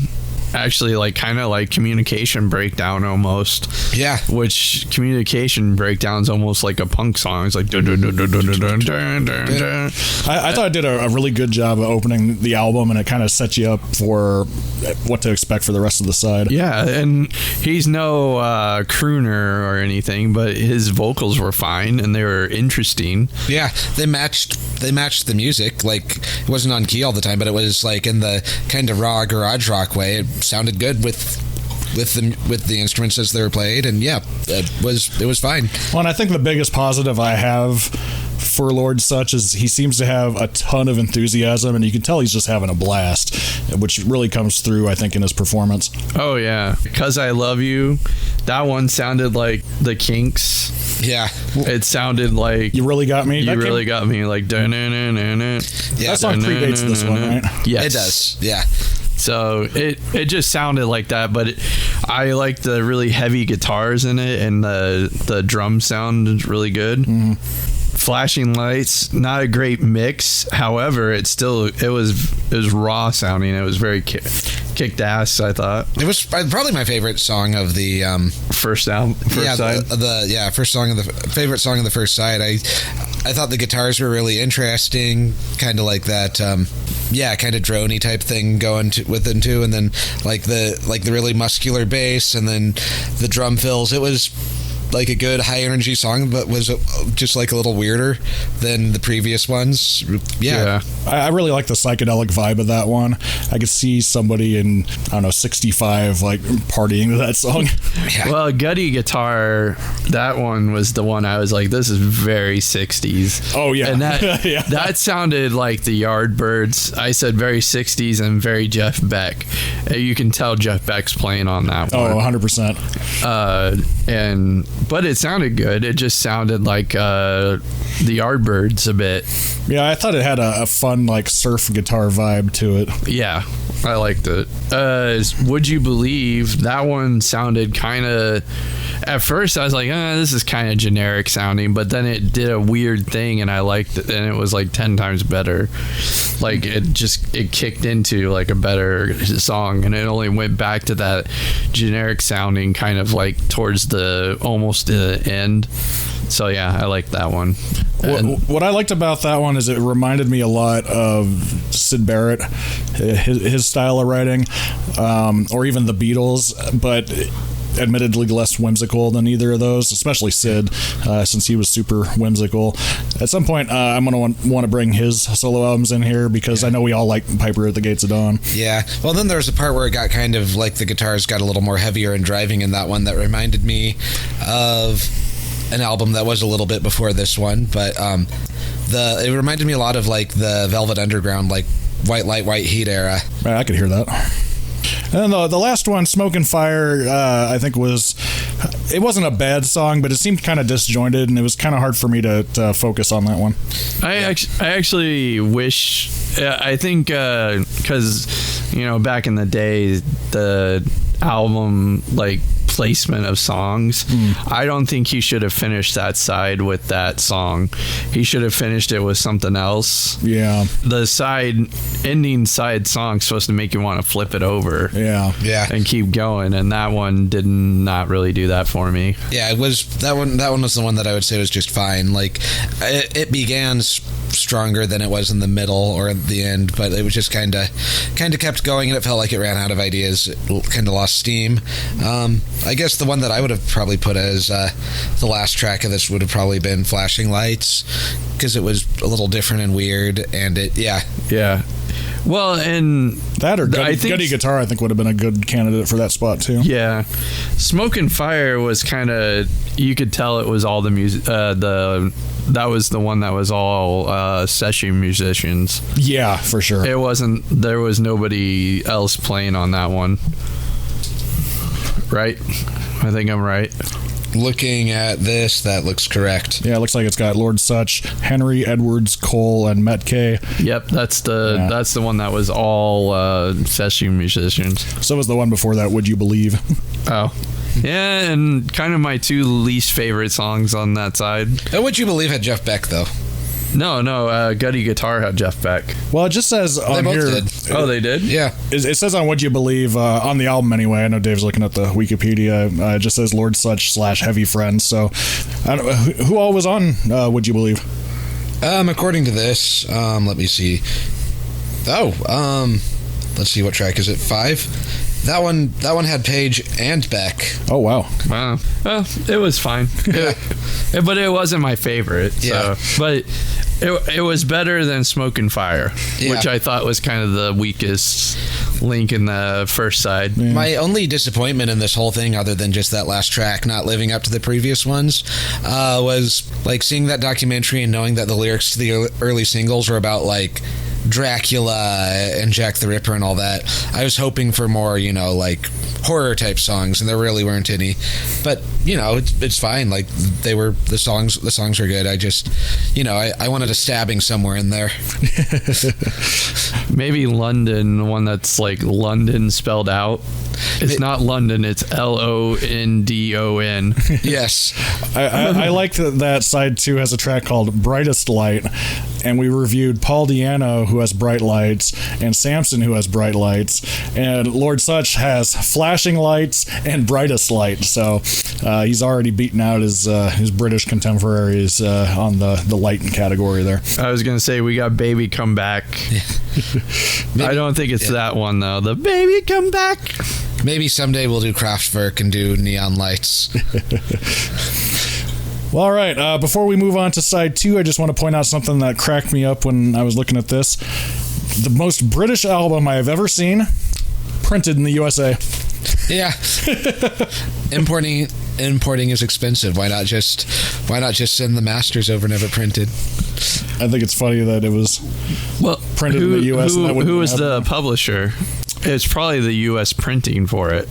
It's a division of Atlantic Recording Corporation. So Atlantic is American. Records, yeah. So what we got to look forward to here on side 2 is we got another 6 tracks.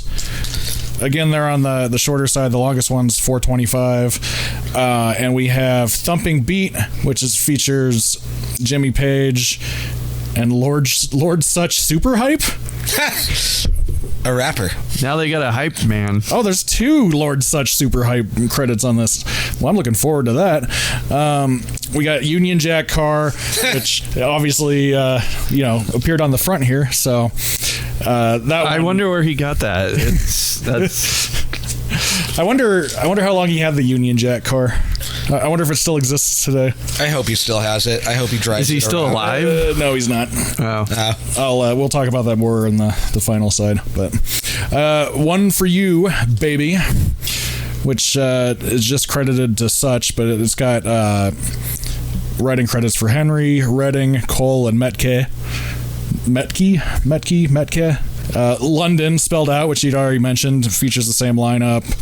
Brightest Light just says Lord Sutch and Heavy Friends, so that might be another one where we got a Beck and a Jimmy Page. And then to close it out, we got Baby Come Back, which features Page, Edwards, and Bonham on it. So after hearing side 1, what hopes do you have for side 2? I can already say it's going to be more English than the first side. Yeah. I mean, Union Jack Carr is probably the most English song that's ever existed. I don't know, London spelled out. I'm expecting it'll be pretty much more of the same. Maybe a slight quality dip, but I'm also expecting it will definitely be better than this album's reputation is. So, all right, flip it.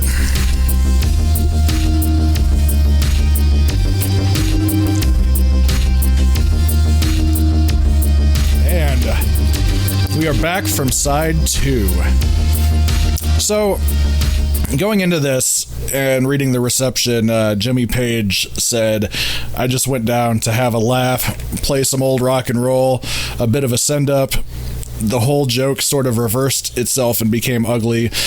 And to be honest, I actually think they succeeded in just making a record that's just playing some old rock and roll for a laugh, and it was a lot of fun, in my opinion. What'd you guys think? Yeah, this was I would call this a pretty good album, like a good listen. Like I wouldn't Like, I wouldn't rate it among my top albums of the 70s or anything like that, but no, it was really good. I liked it. Funny thing is about Jimmy Page kind of disowning his work on that. You know, he was the producer, and any of the songs that he played guitar on, I noticed the lead guitar was a lot louder than it was on any of the ones that he didn't. So yeah, Jimmy, go ahead and disown it. Your fingerprints are all over it. Yeah. Honestly, better than I expected. I'm not saying that, oh man, this is now my new number one favorite album, but it was good. I will probably listen to this again. I would listen to it again too. I would definitely call this a fun listen. It had a variety of different kind of sounds that were prevalent during the time. It had some just fun, stupid songs, and it had some really fun songs that just kind of make you want to get up and rock out. So kind of like you said, it had a great energy. Yeah, great energy. I mean, as Dave said, I think Led Zeppelin have put out worse than this. Yeah, under their name. So. I said that. Oh, did you say that? I said that. Well, Dave agreed with me. Yeah. I'm messing with you, Dave. Yeah, we both said it. I think you're the one that said it first. Yeah. Oh, I don't know. Yeah, doesn't matter. Sounds very genius of me. Yeah. To go off the track list, Thumping Beat did sound a bit. Dave pointed this one out. It sounded like Birthday by the Beatles. Yeah. But it was good. Like, again, Page was back, and his lead was really loud on that one. Yeah, I put in my notes that I liked the sweet guitar lick sound on that one. Oh, yeah. It definitely had his signature tone on that one. And that one had the kind of guitar lick that kind of like spikes my brain a bit in a good way. So that's what I really liked about that one. A really good way to open up the side. Okay, and then I thought Union Jack Carr was going to be dumb. I did too. And it was, but it kicked ass. It was so good. It was a bluesy, like, driving riff, which is what you would think when you have a song that says car in the fucking title. Yeah. Yeah, it really embodies its title really well. And I put in my notes, I love how stupid and fun this one is. Yeah, it wasn't my favorite song on the album, but it was probably the one I would most likely put on a road trip mix. Oh, yeah. Yeah, for sure. It reminded me a bit of the Clash's Pink Cadillac. Oh, yeah. Or a Brand New Cadillac? Baby's gonna be new Cadillac. I thought it was Pink Cadillac, but I may be wrong.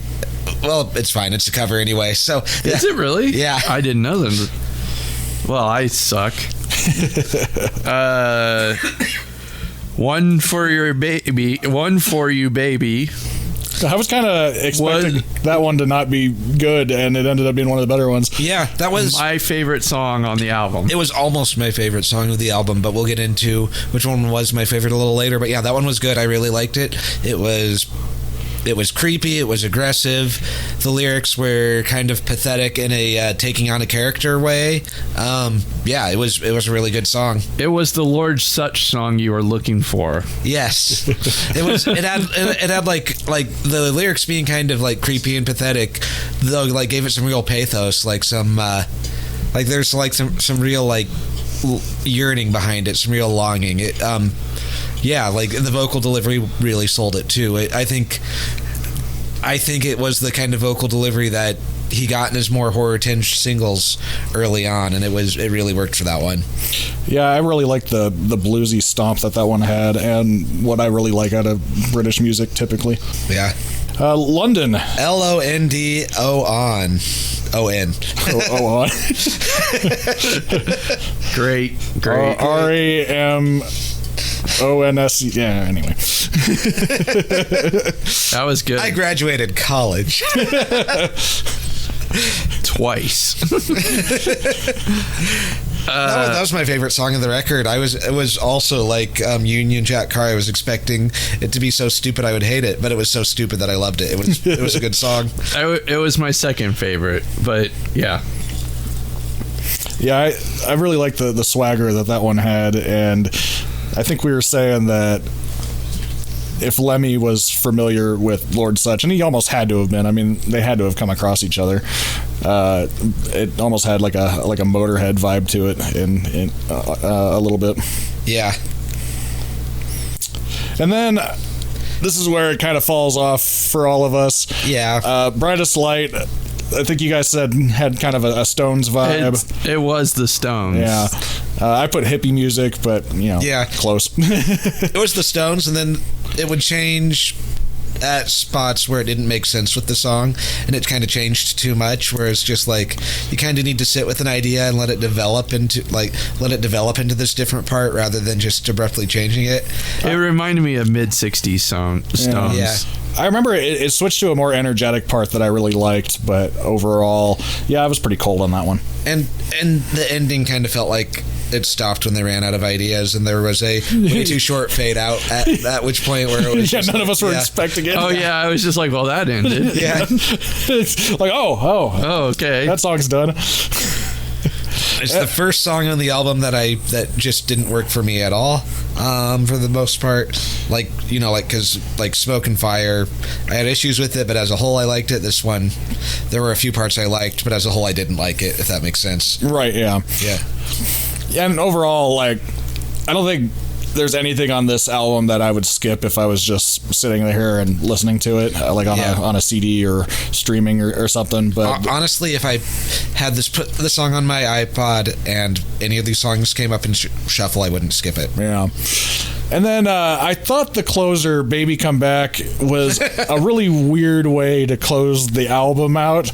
I mean, it was a decent surf song that was totally a ripoff of... Yeah, because Wipeout is a great surf song. So yeah, it was a good surf song because it was Wipeout, but breaking into You Really Got Me, which is another great song. It was two better songs. So maybe we could look at it this way though. Maybe Lord Sutch was really ahead of his time, and he's like the people that combine songs together on YouTube, except in 1970. He's like the guy who took the music from Call Me Maybe and had like a hole, the lyrics from Had Like a Hole over it, yes. Which is my favorite mashup online. Look that up. It's called Call Me a Hole. Anyway, yeah. As a whole, I liked the album. There's like you said, Steve, near the end of when it stopped playing, there were 2.5 songs that didn't work on it, which is pretty good for a 12-song album. Yeah, I mean, I would probably give this album. I mean, I don't really believe in like grades or rating systems, but as a vague concept, I'd probably give this an A. I give it like a B-. I was gonna say B-. Yeah, I give it a B-. It passes. You know what? It might the bare minimum. It might be one of those albums that. Sorry, Dave. It might be one of those albums that you could listen to and it could raise the grade up because you've listened to it multiple times. Oh yeah. So you were a little bit knew what we were going into, but I would give it a solid B-. Yeah, it was. Yeah, it wasn't a C's Get Degrees album. It was better than that, but it wasn't like This Changes the Way I Think About Music album either. So it was fun. I recommend this album. If you are listening to this, I recommend that you listen to this album. Yeah, easy to find. You don't have to track down a vinyl copy like I did because I'm crazy, but it's on the Spotify's, and there's actually a follow-up to this where it's a live album, and while we were listening to this, I ordered it, so we can look forward to that in the future. Nice. Stick it to the British music press and listen to this album. Well, the same press slagged Black Sabbath off in reviews all the time, and they went on to become one of the most iconic bands of all time, so... Yeah. I mean, it's probably the same group of people that said that guitar music was on the way out when the Beatles were trying to get signed. That was Decca Records, and then the Beatles got big. Guess who they signed? Yeah. The Rolling Stones. Like we ain't making that mistake twice. Basically. And then the Beatles gave the Rolling Stones their first big hit. Oh, did they? I think I knew they wrote them a song. I didn't know it was their first big hit though. It wasn't. They wrote it for themselves. They actually did record it. It's God, what was it? Oh fuck. I can't think of the name of the song. It was Everybody's trying to be my... No, that's not it. I want to be your man. Yeah, I want to be your man. I want to be your man. Yeah, that's how it goes. I want to be your man. Sorry, I know. It goes, I want to be your man. Dun, dun, dun, dun. I want to be your man. Dun, dun, dun, dun. Again, the Beatles are not here. Yeah. Everybody, I'm sorry. The Beatles are not here. I know that was flawless. The Stones started off as a cover band, interestingly enough, too. Like, their first couple albums were, like, all covers. You know, back in that time period, that was pretty common. I remember being really surprised when I was looking into, like, Johnny Cash, and you look at the writing credits on, like, his first album, and, like, I don't know the statistics offhand, but I think like maybe he wrote 2 songs on it and the rest were all covers. That just seemed to be really common in that time period. Well, what they used to do is they used to think that musicians weren't songwriters. That was their philosophy. Yeah. So they would have musicians play songs that songwriters wrote. So Buddy Holly was kind of the one that changed a lot of that because he was a songwriter who also recorded his own songs. Yeah, when you put it that way, it makes sense. I tend to prefer They thought music. it was 2 different professions. Yeah, and I suppose that dynamic can work, but personally I prefer it when musicians are artistic. But Yeah. well, anyway, so that was Lord Sutch and Heavy Friends, an album that got a reputation for some reason that I don't quite understand, but it must have something to do with, you know, changing trends at the time, or maybe backstabbing music press. I could see that. Yeah. It did honestly sound like an album that was after its time, like the time that it should have came out in like 67, 68. Yeah. And it felt like it had already passed that time sonically. Be like if a new metal band was trying to come up in the middle of 2010 or something. Yeah. Well, we all recommend this album, and yeah. Thanks for listening. Catch you on the flip side. Hello, and welcome to Side 1, Side B with Dave and Steve. I'm Dave.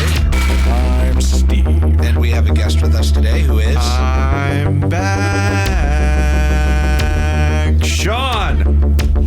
All right, and Sean brought an album this time, so Sean... But we're going to completely ignore it and listen to Peter Criss's solo album. Get fucked. we're gonna listen to Sean's album through one earbud, and then Peter Criss's solo album through the other at the same time. That's how we're going to get 2 podcasts out in one. That sounds like hell, actually. Oh, yeah. What'd you bring in today, Sean? I brought in the Pixies Surfer Rosa. It's an album that I love, and Pixies is my favorite band of all time. I've listened to it hundreds of times, so nothing is going to be a surprise for me on this one, which is nice because I finally am not getting surprised by some shit. Anyways, Steve, what do you know about the Pixies?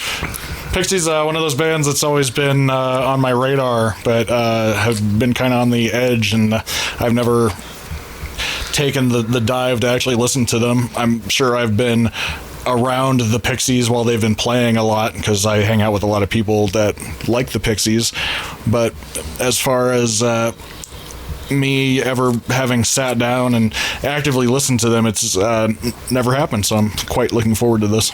Yeah, my relationship to the band is like a lot of dudes my age. I discovered them in high school when a movie came out called Fight Club. Have you heard of the movie Fight Club? Oh, I've only seen it probably like a dozen times at least. Yeah, and a song from this album plays over the end credits, and... oh, really? I didn't know that. Yeah, and so, like, I'm that just was... joking. Yeah, that was... I know. That was how I like discovered it because it sounded like, oh, this is a song that I haven't heard before, and it's really cool, and that scene was really cool. I like exploding buildings. This podcast endorses blowing up buildings, especially if they contain all the credit card companies. Yes. Oh, and legally, that was a joke. Yeah. And then so, yeah, I looked it up. I got into this I got into the albums that I could get on CD at Best Buy at that time, which were this one and the follow-up, Doolittle. This is technically their first full length, but it's not. But, their first EP is generally considered to be their first album.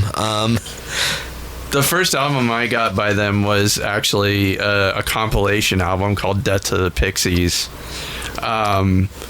It was good. The thing that I loved about it, though, is the second disc was a 2-disc. So first disc was all their hits, quote unquote. But the second disc was a live album, and that live album was my favorite live performance of theirs. Yeah, and another great thing about that live album was that it had some of the songs that were criminally left off the greatest hits disc. That's true, because it was during their Bossa Nova tour. Yeah. So it had Hang Wire and all that stuff. It was great. Yeah. Anyways, that's neither here nor there, because we're here to talk about Surfer Rosa, which is the Pixies' debut album in 1987. That was right? the year that I was born. Yeah, 1987. Steve, you're the same age as the Pixies' first album. What month did it come Actually, out? no, I take that back. It was released in March 21st, 1988. It was recorded in 1987. November and December of 1987. What else do I need to say about it? To tie this back to a recent episode, it wasn't produced because this man did not believe in the title producer. It was engineered by the late, great Steve Albini. Oh, friend of the pod. Friend of the pod. I haven't edited that episode yet, but it is in the past from the listener perspective. Yes, listeners will have heard that episode if they are listening to this sequentially. Yeah, well, I guess I have a anecdote, because Steve Albini actually did say some disparaging things about the Pixies in general and this album, because I think he didn't like it, or he was just not a fan of the band, because he called him a bland, generic band that would do that are being led by the nose rings and or something like that. Yeah. Just kind of a typical Steve Albini trash talking. Didn't he have similar remarks for Nirvana? He did. Yeah, I honestly respect somebody when they're that honest. Yeah. They're I think that, but I'll still work with you. The funny thing is, too, though, he would go on to produce, engineer the, I think it was the first Two Breeders albums. Yeah, he said later on Kim Deal was the best female vocalist he ever worked with. Yeah, so their bass player, he went on to work with her for her side project. So I think he liked talking shit, and he's more or less admitted that he liked talking shit because he thought a lot of the alternative music press was too positive in general, and if you say everything is the greatest thing ever, nothing means anything anymore. So he was just that guy. But yeah, I wonder what Steve Albini would have thought of the Ace Frehley album. Oh, he would have hated it. He would have loved it. I think he's stated his opinions on Kiss before. But what would he have thought of the Lord Sutch album? He might have liked it. He might have liked that, actually, yeah. Because we'll get the Ouija board out, we'll ask. The Sonics from that album, he loved having the vocals really low and everything else turned up, and if you noticed that was kind of the sound in that recording. Yeah. He also liked setting up microphones throughout the room to record the room, which is why you'll kind of hear a kind of big empty room sound throughout the whole thing, which also allows it to pick up all the little squeals and squeaks from all the equipment. But yeah, this album was their debut album. They at this time, they weren't a part of a big label yet. They were It was 4AD who was the publisher. They were on 4AD. Yeah, and so this album, so like their original EP, "Come On Pilgrim," was produced by this guy named Gary Smith, and Ken Goes, which was their manager, didn't get along with Gary Smith, so then they went with Steve Albini for this recording at a different studio than Gary Smith. And so the personnel on this album is Black Francis, or Frank Black, vocals, rhythm guitar, acoustic guitar, Kim Deal, but she was credited as Mrs. John Murphy at the time. She liked going by that when she was married, and she did bass, vocals, lead vocals on Gigantic, Joey Santiago on lead guitar, Dave Lovering on drums, and then Steve Albini production and audio engineering, and Steve Lar Bellister and Vaughn Oliver did the cover image. And Steve, have you looked at the album cover? I'm bringing it up right now. Why are you going to the bathroom, Steve? Steve, zip your pants back up. Well, Andrew made it X-rated. You made it double X-rated. I'm going to have to bring out the poo to make it triple X-rated. So. What's really funny is, who was the composer that was really into poop? Was that Bach or was that Mozart? I never heard that. I don't know. If you're going to claim a composer's into poop, it'll be spicier if you claim it's a living one. John Cage. Leonard Bernstein. Oh, he's dead. Yeah. I think he's dead. I don't know. Well, I'm offended. You're offended? Those are boobs. They're very nice boobs. And there's a crucifix on the wall, and it's like it looks like it's in an old Spanish mission. It's like in a washed out sepia tone grayscale. I'm going to have to bar that up when I post it on the interwebs. or put emojis over the nipples. Put the one that's got the tongue sticking out. Yeah. I'll put a picture of Gene Simmons sticking his tongue out. Or I can go with the classic put the male nipples over the female nipples, and that'll make it acceptable. Put a picture of your own chest over it. Dave, I want us to have listeners. The back cover is just kind of this. It's her in profile.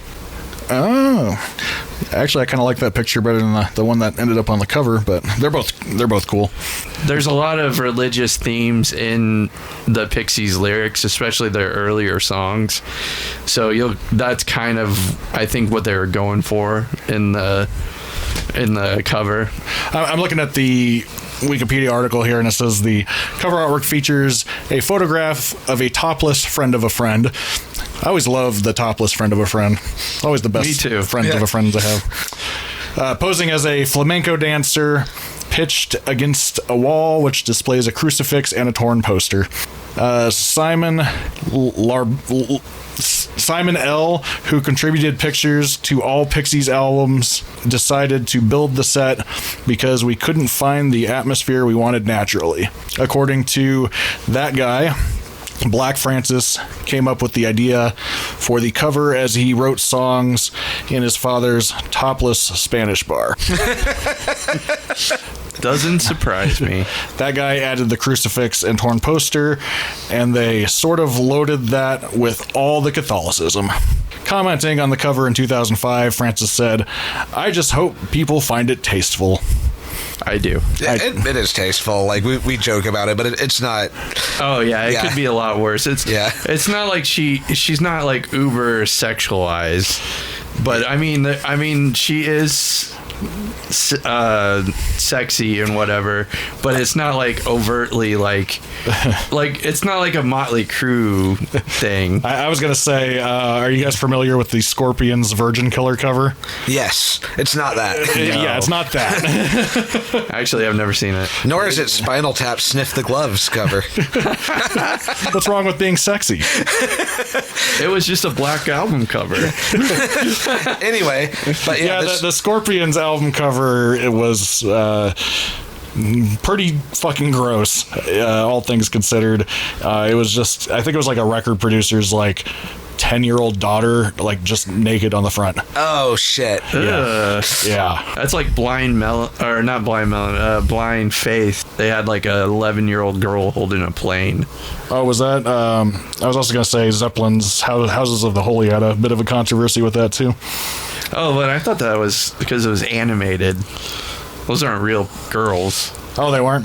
Well, I mean, everybody hates everything, so somebody hated that. Yeah, but yeah, for this first side, what we have to look forward to is Bone Machine, Break My Body, Something Against You, Broken Face, Gigantic, and River Euphrates. You're gonna see my boner machine's gonna get gigantic. You kind of see a reoccurring theme just with the song titles, though. There's Break My Body and Broken Face. Well, now just everything's broken. Yeah. You were kind of right on Bone Machine. Yeah. That's kind of what it's about. Yeah. Well, and then it's like, it's not on this album, but one of their best known songs on their next album is called Wave of Mutilation. There's just a lot of body horror going on with the Pixies and their lyrics. And I love it. That sounds wonderful. Yeah.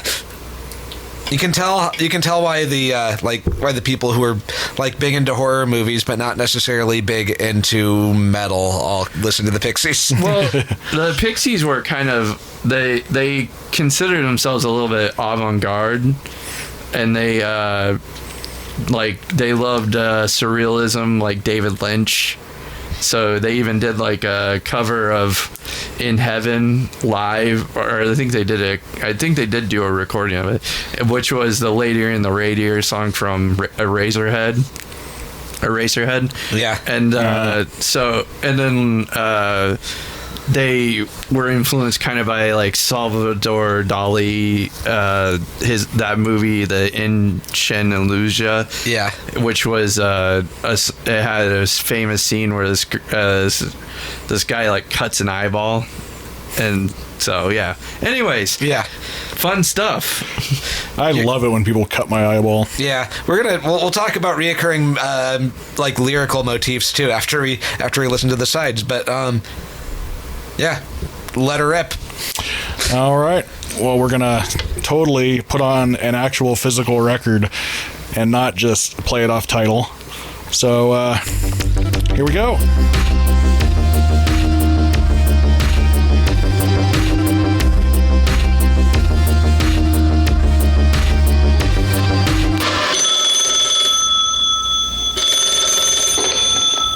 Hello? Sean, old buddy, how's it going? Steve, I'm going to have to call you back. I'm polishing my rods. Well, I'll definitely have to let you get back to that. But first, I just wanted to let you know that our band, The Alliterates, has a new release out called Live, Laugh, Love. The Alliterates, 2022 to 2024. Now available on Bandcamp. Okay, love ya. Bye.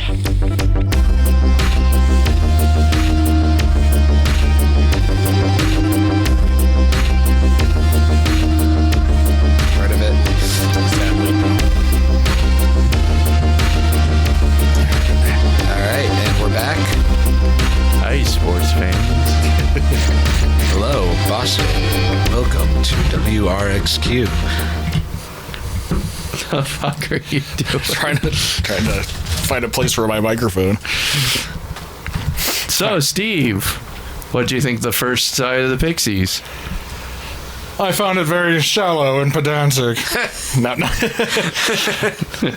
I found it to be very interesting because I could hear a lot of influence on artists that I really like Alice in Chains and Soundgarden and Nirvana and Smashing Pumpkins, who obviously, especially Nirvana and Billy Corgan, or I should say Kurt Cobain and Billy Corgan, obviously cited them as a huge influence on their own sound, and I could hear that very clearly. Yeah. It sounded like the 90s, even though this came out in 88. Yeah. It was, this was, like, a hugely influential album. a lot of what followed became part of it. Like Pixies were never really a grunge band, but of all the bands that came slightly before grunge that inspired grunge, it would be like if you combined the Pixies and the Melvins, basically that would be it. Yeah, I could absolutely hear that. I remember hearing a story where Chris Novoselic was talking about Kurt Cobain, and when they were touring or whatever, and they were listening to this album, and he said, "I declare that this will be our drum sound." What did you think of the drum sound in this album? I would say that the drum sound on this album was one of the stronger elements on it, and that makes sense considering it's been cited by other people as influential on their own albums. What would you think his inspiration for his drumming would be? I'm just curious. Don't look it up. Oh, I'm not. No, I'm bringing up the track list. I'm just messing with you. Well, it's funny. I know you guys are directing that to me because I'm the drummer in your band, but I think I paid more attention to the guitars. No. I'm curious if you can guess what his musical influence is for the drums. Is it Black Sabbath?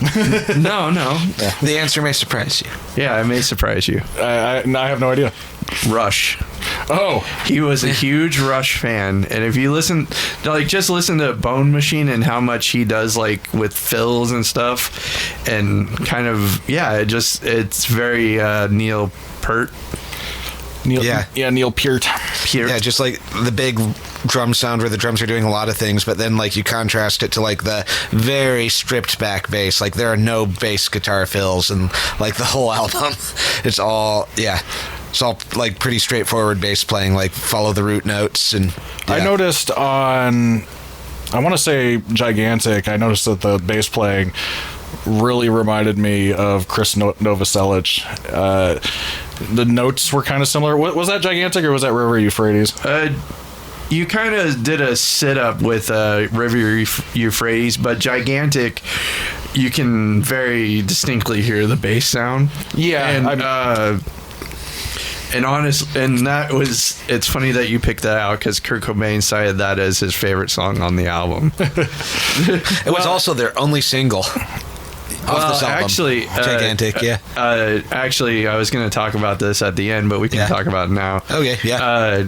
Gigantic and River Euphrates were the singles. However, they didn't use the album cuts. They did a re-recording of them and used those ones to release the single. So the single version of Gigantic and River Euphrates is actually different than what's on the album. It's also a lot cleaner. Yeah, and the River Euphrates has a longer outro. It's actually like more drawn out than the album version.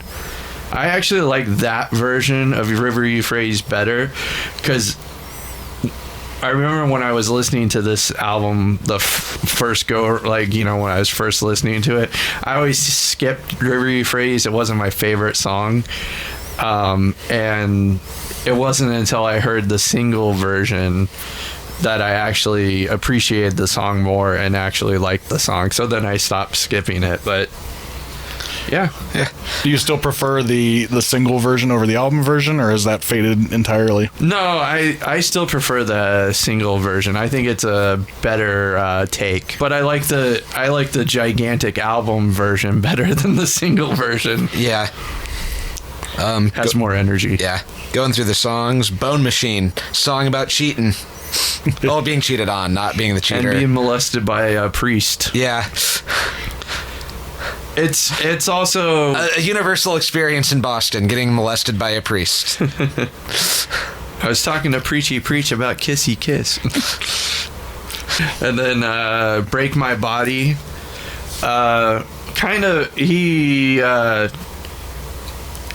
I think, I'm not 100% sure what that song's about, but it is very like visceral because he's like, break my body, hold my bones, and then he says, you find me crashing through my mother's door kind of thing. And so I like that song. It's general angst. Yeah.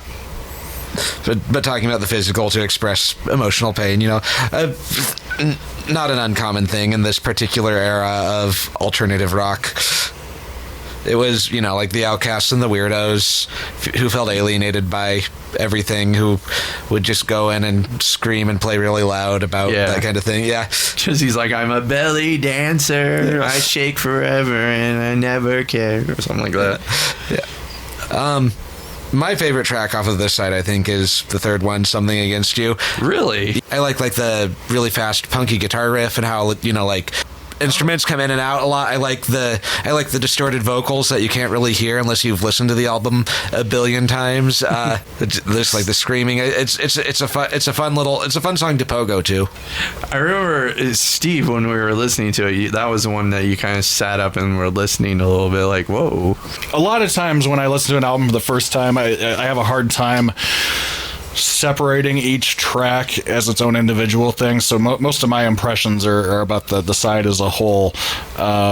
Remind me how that song's vibe. You were talking about the guitar that sounded slightly out of tune at the beginning because it was like. Oh right, yeah. So what it kind of reminded me of is in like vaporwave when they take like an old '80s song and like make it sound like it's melting. It kind of almost gave me like that vibe. I don't know if they were using. It kind of sounded like. I don't know if they had whammy pedals at that time, but it almost sounded like they were using a whammy pedal to make it sound out of tune for a second. Well, they could have been bending the strings. It could be. It was probably the way Frank Black was playing the strings. He at the time he had a telly that he was favoring that had a Floyd Rose. And so it would kind of, like when he would bend strings and stuff, it would sound kind of weird. Yeah, and I really liked I don't know, it gave the impression that the song was kind of melting, and I always kind of like it when artists do that. Yeah. Broken Face probably is probably my favorite one because it's so fucking weird. It's one of their favorite topics. It's incest. Yeah, especially early on, like their first EP and their first two albums, they have a lot of songs about incest and a lot of songs about the Bible. Yeah, and Broken Face is like. Is that like because of their experience? No, Frank Black was like he when he was a kid, he was like. A Bible, like he was sent to Bible camps and stuff like that, and he was really into like the stories because they were like about murder and incest, like Samson and Delilah, where Samson killed Delilah's husband so he could because he saw her naked. I know that's David and Bathsheba. Oh, sorry, yeah, David and Bathsheba. Sorry, yeah. But there is a song. Yeah, the next album has a song about David and Bathsheba and a different one about Samson and Delilah. But it's. But yeah, he's always referencing those kind of themes from like Bible stories and stuff. So yeah, Old Testament violence, basically. And then Broken Face is like that's pretty metal. Not gonna lie. Yeah, and referencing the Bible is usually pretty metal for some reason. Yeah. And Broken Face, he's talking about I have no lips, I have no tongues. Where there's eyes, there's only space.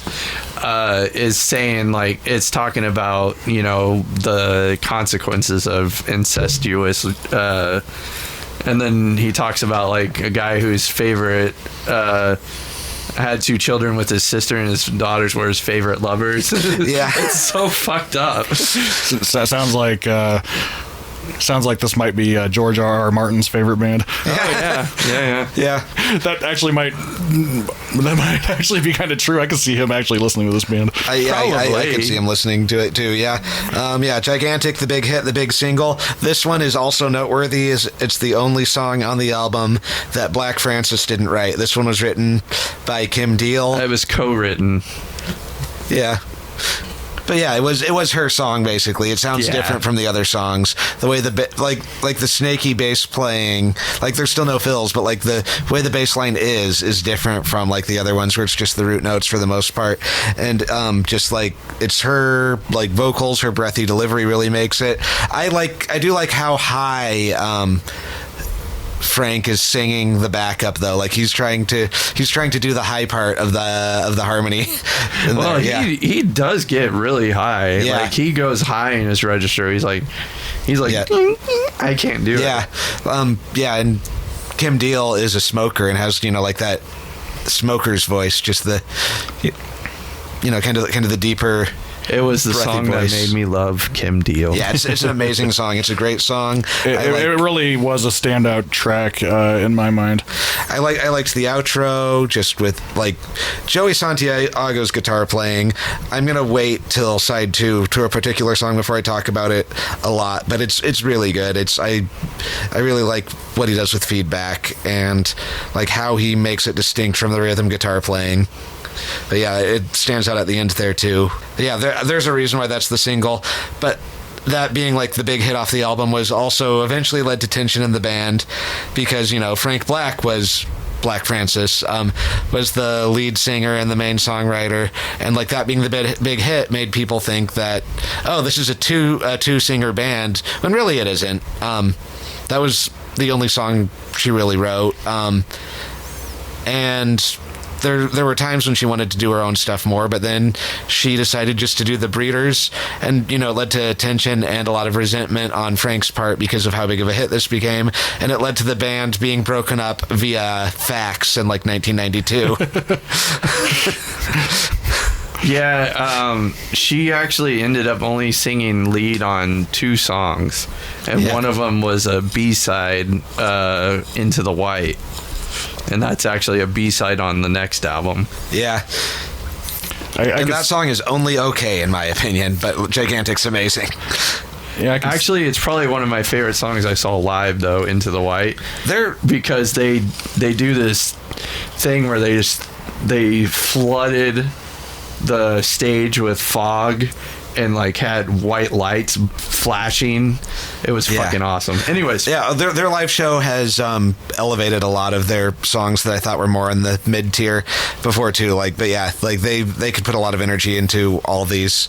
But yeah, I think a lot of times either the production or even the performance energy really does a lot to bring out a mid tier song into a higher tier song.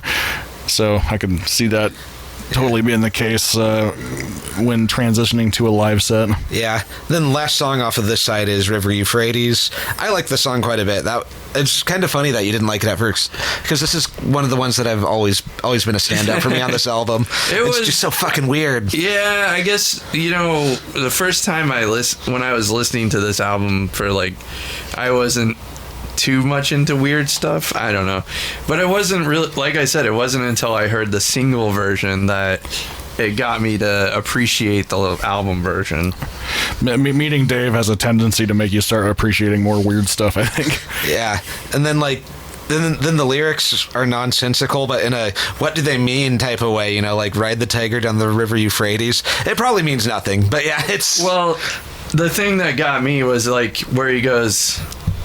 The part where the second verse is what, because I don't really like his delivery on the second verse, where he's like, because it's like Dead Sea make you float, one sip from the salty water. Yeah. In the single version, he really belts that.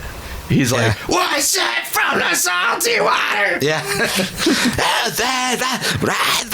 Yeah. So that was what got me to like that song better. Was I liked his delivery in other times. Yeah. I also like how weird his voice is. Just like the way he goes from like whisper singing to just like screaming at the top of his lungs a lot. He has like a really throaty scream, which kind of, when I first started as a vocalist, he was one of my go-to references for the screaming parts while I was figuring out how I wanted to sing. And so like if you listen to like my really early stuff when I'm just yelling all the time, this was my main point of reference at that time. So I remember back when I first met you, I remember tending to prefer the songs where you would scream, because it had an energy that I really liked about it. Yeah, that was the first side of Surfer Rosa. second side gets weirder. Like there's a little bit where I think the tracks on the first side are kind of stronger, but it's not like one of those albums where it drops off real hard. And there's some bangers and all-time classics on this side, like including, well, it opens up with the song that became the best known song off the album. Like, it was gigantic for a while until like 1999 for some reason. From some little independent movie. Yeah, directed that no one's ever heard of. Yeah, directed by the guy who did that one movie that no one remembers, also Seven or something like that. Oh yeah. But then like this side is interesting too. It has some broken Spanish. It has a song that David Bowie covered. Yeah. Honestly, we'll get to it. Never mind. Yeah. But yeah, this next side, there's Where's My Mind, Cactus, Tony's Theme, Oh My Golly, Vamos, I'm Amazed, and Brick is Red. Is Brick is Red, is that about throwing bricks at fascists? Close, but yeah, not really. All right, we'll flip it over. The record that we totally have. Yes. Flip.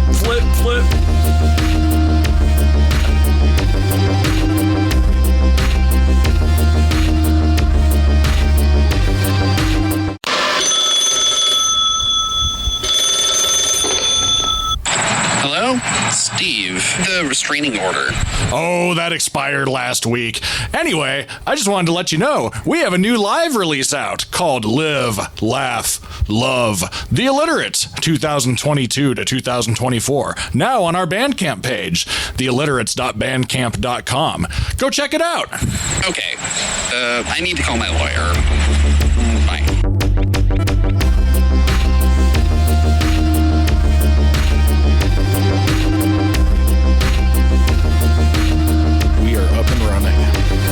And we are back.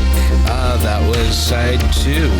Steve, what'd you think of this side? This side, I thought, had a lot more, eccentricities than the first side. I don't know, I kind of felt like it was all over the place, but I don't mean that in like a bad way. I just mean there was a lot of different elements. Like, this was the more experimental side. Yeah, I'd say. That's definitely true. It was kind of weird that it kind of started with 2 slower songs and then went into a fast song and then kind of slowed down again at the end. But yeah, I kind of appreciated how silly they can get, like particularly on like Tony's Theme, where they're just like, oh, this song's about Tony or whatever. Yeah, he's a superhero. This is a song about a superhero named Tony. Yeah, it's called Tony's Theme. That song is about nothing. Well, and I kind of appreciated how in the middle of this album full of very serious subjects, it just suddenly got like really like silly. Goofy. Yeah. Like, actually, Frank Black said he hated that song. I think it is kind of the weakest song on the album. I agree. But it's also like they needed to pick things up after Where's My Mind and Cactus, and like the 2 songs that could have done that they had here are that one or I'm Amazed. And I'm Amazed is about like someone's brand new bride shooting herself in the head. And so like maybe they just wanted to do something less serious right in the middle there.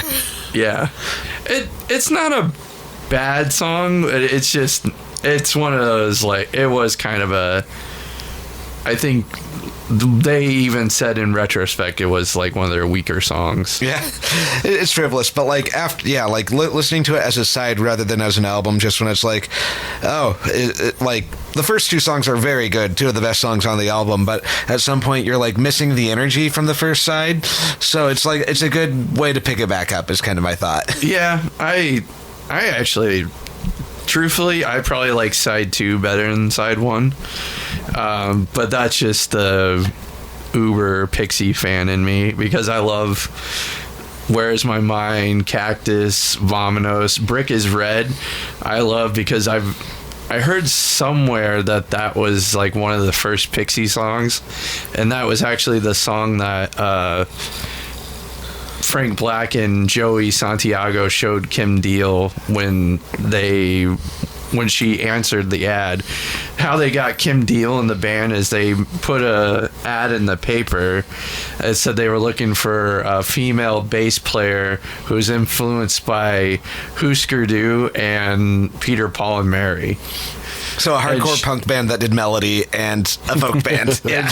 And she was the only one that answered the ad. And then she also hooked them up with David Lovering, their drummer, because he played drummer in the band at her played drums in the band at her wedding, and he ended up fitting in with the band well. I would say overall, this was a very interesting record to listen to. I could definitely hear the large amount of influence that it ended up having over the grunge and the alternative scenes that ended up springing up around it. And in a lot of ways, especially on this side, it kind of, I wanted to say it reminded me of some of like the art punk stuff that you've shown me, Dave. Oh yeah. Except like, I don't know, ramped up to 11. Yeah, this is the side that reminds me more of like, bands like The Fall and stuff like that. Yeah. But yeah, like going through the tracks, Where's My Mind? I don't know what new thing we can say about it. It's amazing. Yeah, it became the iconic song off the album. It's the one that everyone covers if they cover Pixies song. It became the quintessential Pixie song. Yeah. After the fact. Yeah, it was 1999, which was kind of interesting when they decided to start doing reunions in the early aughts.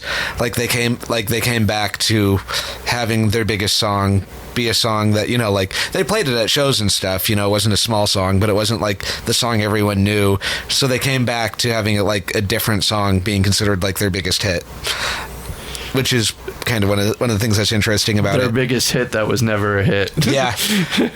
Their reunion stuff was interesting. Like a lot of it was pretty good. Some nights they were off because, like, I don't know, their old rivalries kept them from playing together. They eventually started making new music, but when they started making new music, Kim Deal left the band and they replaced her, which I listened to one of those albums. Didn't really do it for me, but they kept doing them. There's more albums in the post Kim Deal era now, I think, than there were in the original run from like the late 80s and early 90s. But for me, their legacy is their original run. So yeah. But yeah, Where's My Mind? Cactus, that's the one David Bowie covered on his, which album was that? Heathen? Yeah, Heathen. It's the one where his eyes are like fire and stuff. Yeah.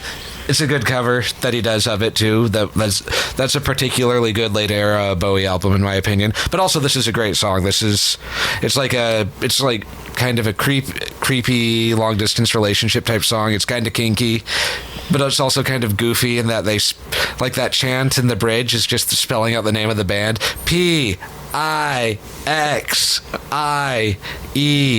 In the Bowie version, the chant is spelling out the name David. I always thought Cactus was about, it wasn't about like a long distance relationship, but about someone that was obsessed with another person that maybe they killed. That could be that too. Because he's like, a letter in your writing doesn't mean you're not dead. Yeah. So, I don't know. I'm not 100% sure. Only Frank Black knows. They were big into like the gothic as in the literary. They didn't put the effort into dressing themselves fancily to be goth in the music sense, but there's like kind of a literary, kind of Faulkner-esque influence to their lyrics. Yeah, it's kind of funny looking at old live performances of the Pixies, because Frank Black's just wearing like a plain shirt, like a plain green shirt, black pants and white high tops. Yeah. And Kim Deal's wearing like an athletic shirt. Yeah. And then like Frank started balding really young too, so there's just this baby-faced guy with the receding hairline doing the lead vocals. Yeah, Cactus. Tony's Theme, we talked about it a little bit already, but yeah, the most frivolous song on the album. It's fun. It really picks up the energy there. For some reason, whenever they called out like this song's about a superhero, I was thinking of the bass player from Black Flag. What's her name? Kira Rossler? Yeah. And I think that's because she did a similar yelling out in a Black Flag song. I don't remember which one, though. And I don't remember if it was actually in the Black Flag song or if it was in that compilation of Black Flag songs that Henry Rollins did for the West Memphis 3. Oh, yeah. Which, that'd be a cool one to cover on this someday. But That would be, yeah. Yeah, but yeah, for some reason that song reminded me of Black Flag, probably just because it was silly. Yeah. Oh my golly, fun fast song. The Spanish was atrocious. I've asked someone whose first language was Spanish what it meant, and they said it was nothing. Basically, it's pure nonsense, is what I was told by someone that spoke Spanish. I think there's some random like Spanish curse words thrown in. I like the really fast acoustic guitar playing. Actually, if you want to see a good version or a good live version of that, there's a version of Tenacious D and Frank Black doing it together, and it's fucking great. I lycoed that song-o. Yeah. It's a fun little song. Frank Black actually went to college for anthropology, but he had to drop out because he had to take Spanish for it, and his Spanish was so bad that he basically failed out of college. So that, so really bad broken Spanish is a lyrical motif in the early days. They kind of stopped doing it in their 4th and 5th album, but that was also when they stopped talking about the Bible and started talking about UFOs instead. It's different. I like the 4th and 5th album quite a bit, but it's different at that point, and the band's dynamic has shifted because Kim and Frank don't like each other anymore at that point. But yeah. This one is the one where everyone's getting along the best too, which has a great energy, which will tell us about the hidden track between Oh My Golly and Vamos, the You Fucking Die track. You fucking die! I have stated on the record that I hate little hidden goofs on CDs. This one's kind of an exception for me. I like it. It's fun. I like it when weird studio banter is put in because it gives you kind of a peek into the artist's personality, I feel like. So, yeah. To me, I thought that was pretty welcome. Yeah. I think Steve Albini snuck it in or something like that, and I don't know if he said he thought it was kind of gimmicky. But he's the one that did it, and he made it gimmicky, and so I don't know. Yeah, I think he put it in, regretted putting it in, but the band liked it and left it in. Yeah, I also saw that Steve Albini thought it was gimmicky that they spelled out Pixies and Cactus. I mean, it is, but that makes it more fun. Yeah. Steve Albini has a lot of criticism about himself. Yeah. And then Vamos. That's my favorite song on this side. It's a lot of fun. I like all the weird feedback playing. I like the way the tempo kind of picks up near the end of it, and Frank starts doing kind of the triplets on the acoustic guitar at that part too. And yeah, it's more god-awful Spanish that means nothing, more references to incest. It's just a good song. It's the only long song. Friends that look like lesbians. Yeah, it's the only long song on the whole album, but it's, it gives the band a little chance. It gives David and Joey a little chance to flex, which with an album full of such short songs, sometimes the two members of the band that never sing don't get to do much, and this gives them a chance to flex. It gives Joey a chance to do something interesting with how he really liked to do the Velvet Underground, Sonic Youth style guitar feedback type stuff, and gave David a chance to play really fast.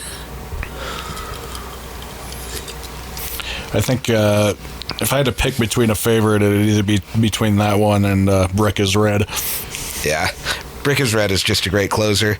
Yeah, that was a great track to end it on, but before we get to that, I'm amazed. which is I think has the best like studio banter I've ever heard in my life, where she's just like, and fucked him at school and all I know, and she's like, he was into field hockey players, and Frank Black saying, I wanted to go out for the team. I don't know, that's my unfortunately I'm not the song's okay, it's not the best. You weren't amazed? Nah, it's not one of their best songs. I think I don't even know if they played it any other than on the album. But it's good for what it is. I kind of forgot the vibe of it, so. I'm amazed. I am amazed. Yeah, it's the one. It just starts in a really dark place with the new bride shooting herself in the head. But it's kind of a quick song. It's over. It doesn't. Yeah, I think even with the banter in it, it's only it's less than 2 minutes. Yeah, a minute 41 here. Yeah, and then Brick is Red, great closer. I like the lead guitar kind of melody at the beginning. Yeah, I like that too. I think it has like one of my favorite Pixies intro. I actually do wish that song was longer. Yeah, because it feels like it ends before it should, but it's still it's still a great song though. So. And it's a good closer. It is. I think makes me want to start over and listen to the whole thing again. Yeah, we were talking about on the Lord Sutch episode how it's kind of important to have a strong closer when he didn't for either of his sides, but I would say both of the closers on both of these sides were strong and very good to end on. Yeah, I think this is probably the most consistent. Like their original run of albums, all great, all bangers. There's not a song that I don't like on that original run of albums, but I think this one is probably the most consistent, the most cohesive, it was when the band was at its most cohesive, so maybe that's part of that. I'm in like the minority too in this, because I think Trompe Le Monde is like probably one of my favorites, and it's the one they were the least cohesive. Oh yeah, Trompe Le Monde is great. Trompe Le Monde's kind of is their most underrated album, I think. I think it's because it came out and then people associated it with their breakup. Yeah, but it's great. Maybe we'll do a separate episode on it, but like it has some great synth playing from Eric Drew Feldman. Yeah, who they poached from Pere Ubu. So is that one of those albums where the band was falling apart, but they were still like somehow making an album around it? Yeah, kinda, because they still did a tour after they made the album. So, and they were still together. They toured because they broke up in 92? Yeah.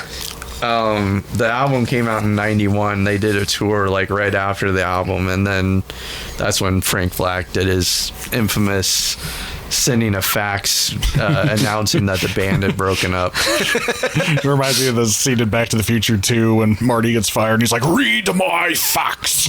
That's honestly like one of the worst passive-aggressive band breakups I can think of. But actually it's funny because they've been back together longer than they were broken up. Yeah, at this point, yeah. Because they were only broken up. They were broken up for like 11 years. Yeah, from like 92. Yeah, 2003. 2003, 2004. Yeah. They did their reunion in 2004 when I was in Iraq.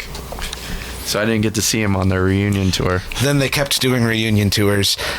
And kept doing reunion tours and kept doing reunion tours, and then eventually decided to make new music. And then Kim was like, nah, I like being in the Breeders more. I'm going to focus on the band where I'm the lead singer and write all the music instead. Which makes sense. Yeah, which does make sense. So then they continued on without her, which... Were the Pixies like Fleetwood Mac, and that they were all having sex with each other and doing too many drugs? No. They were probably doing too... Well, they weren't doing it like Fleetwood Mac levels of drugs, I think. I think I think Kim Deal had a little bit of an alcohol problem. Yeah. And I think also Dave Lovering did, but they got clean. So it was. I'm not 100% sure. I don't want to say that they were, but they. You heard it here first, folks. Sean says that they were all having sex with each other and doing drugs. The alt rock scene at that time, you did have the heavy drug using bands, but it wasn't like the levels of rockstar hedonism excess that you saw in like the 70s. Well, and I think the alternative scene was rejecting a lot of that rock and roll hedonism because the 80s clearly took that way too far, and I think the alternative and grunge movements were kind of a reaction to that. Yeah. There was a story that I saw Frank Black tell one time, and he was talking about how they were playing a show with some like that kind of glam rock 80s band, and their manager was talking about how their whole like setup, and we got all these lights and blah blah blah, and like he was talking to the Pixies manager, and Frank Black was in earshot or something, and he's like telling about we got all these lights and the pyrotechnics, and then he asked the Pixies manager like, well, what do you have? And the Pixies manager says, well, we have 25 good fucking songs. And Frank Black's like, yes. And they like their live sets were kind of like legendary like that, where they would like blast through a whole bunch of songs without a lot of banter in between, just because they had a lot of really good short songs. Like they liked keeping their songs short because Buddy Holly's songs were short, the Ramones' songs were short. Like they wanted to do that kind of music, just the kind of in and out, don't waste a lot of your time type of thing, but use that to play like a whole lot of songs. Meanwhile, I'm like, hey, we should close out the set with a 10-minute song. That won't piss anybody off. I kind of took the philosophy, I took it from when I was doing my other band. I took that philosophy of like, I didn't really like a lot of stage banter, even though the lead singer did. And then I also took kind of the Ramones thing, where instead of like stopping in between songs, I just kept going, because that reduced the amount of stage banter. Because sometimes I watch bands on stage, and if they're like sitting there not saying anything, but they're like, you guys could be playing right now, why aren't you playing a song? It kind of annoys me. Yeah, that's just me. I like stage banter, but you don't like doing stage banter. Oh, I mean, as an audience member, I like stage banter, but some people do not have a talent for it that think they have a talent for it. Maybe that's what I don't like, is when people think they have a talent for it, and then they're like sitting there like, oh, I drove in today. Weather was really bad, I remember once for your old metal band Megaton, you had me and another friend of ours, Dan, record like little synth songs that you could play while you were tuning your guitars, so that you wouldn't have to talk to the audience while everyone else finished up tuning. Yeah. So you play those like through your drummer's like sampler pad. Usually, especially at that time period, a lot of my stage banter was random shit that came to my head. Like the guys in Megaton had to take me to the side and be like, Steve, nobody cares that the song is in C now. Yeah. Or what was there was something I used to say all the time that one of my favorite stage banter fails that I ever had was when we were on stage for like National Alcohol Day or something. I forget the exact, it was a specific drink, but we'll say National Alcohol Day because that's funny. And I'm like, hey, a toast to National Alcohol Day, but I didn't have a beer, so I just held up my hands. And then there was like two people in there, and they were clearly not interested in seeing my band. So yeah, stage banter was never a strong suit of mine. And it was funny when I was in Gong Farmer and your guitar player just told me no. He told me no too, and I said fuck you. Well, I did too, but I like quit the band. Well, I did say worse things than you on stage. Yeah. I remember one time my ex-girlfriend said that, like, I said something into the microphone and it was something more akin to, like, hey, can somebody get me my water or something? And she said that, he turned, like, super red because he was mad that I said something into the mic. Well, he got mad because we played a song that wasn't on the set list one time. We should probably cut this part out. Probably. Let's not talk shit about Dinger. Yeah. I like working with Dinger sometimes. Yeah. I love the one where the stage banter that we were doing, and we had like a heckler, and I shut the heckler down, but you can just see the moment that Dinger loses his fucking mind on stage because he's just like, oh Yeah. You know, I think Dinger's a guy a lot like Steve Albini, where he has a particular vision of where he wants his band to go, and you and me were not fitting into that vision very well.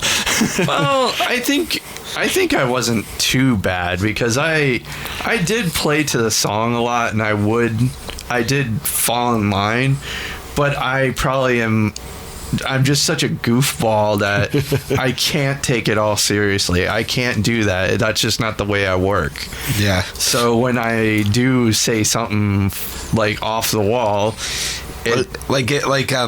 telling the heckler that you'll give him a handy for some black tar heroin after the set. Yeah. Yeah. I mean, that was funny, and the guy shut the fuck up. So it was. So there was no problem. But Dinger did not like that. He's like, you can't tell people you'll give them black tar heroin and give them a handy. I said he would give me a handy.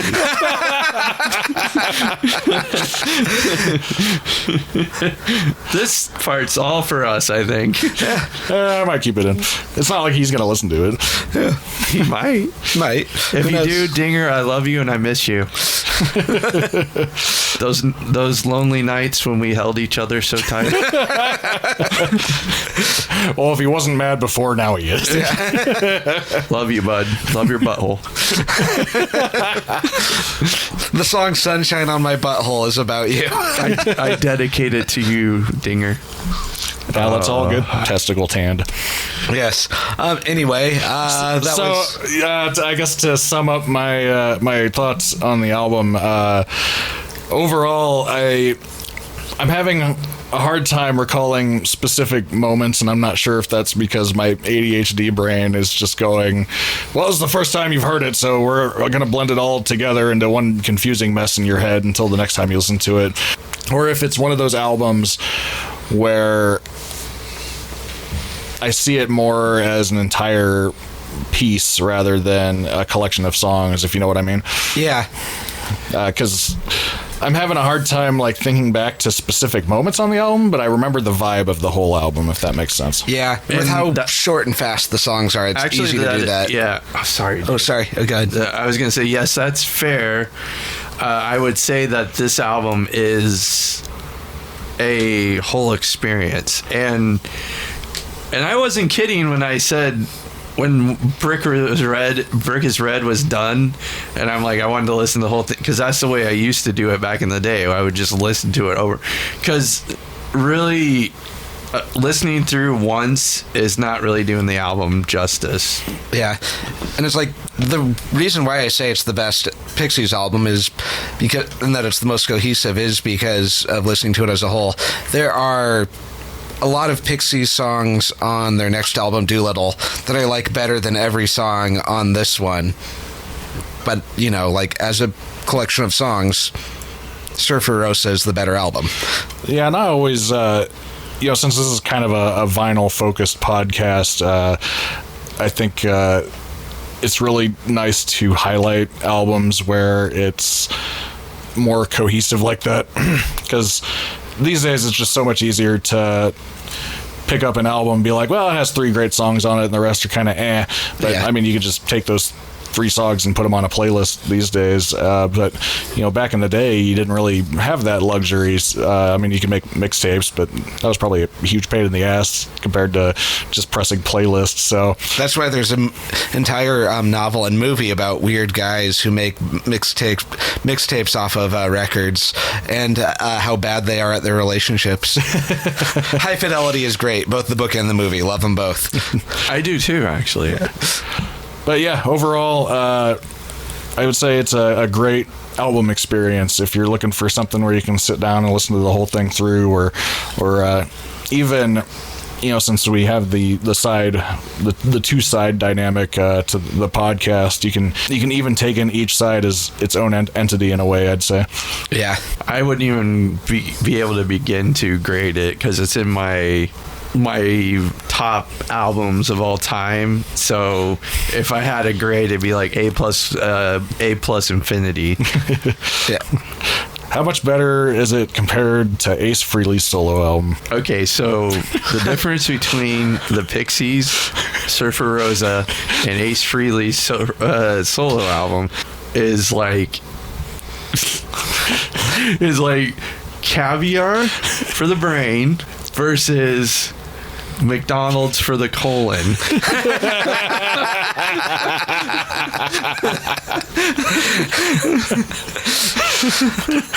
I'm kind of picturing it on that scale where it's like, how they're trying to like make you imagine how much money billionaires have by showing literally like what $1 billion looks like in dollars.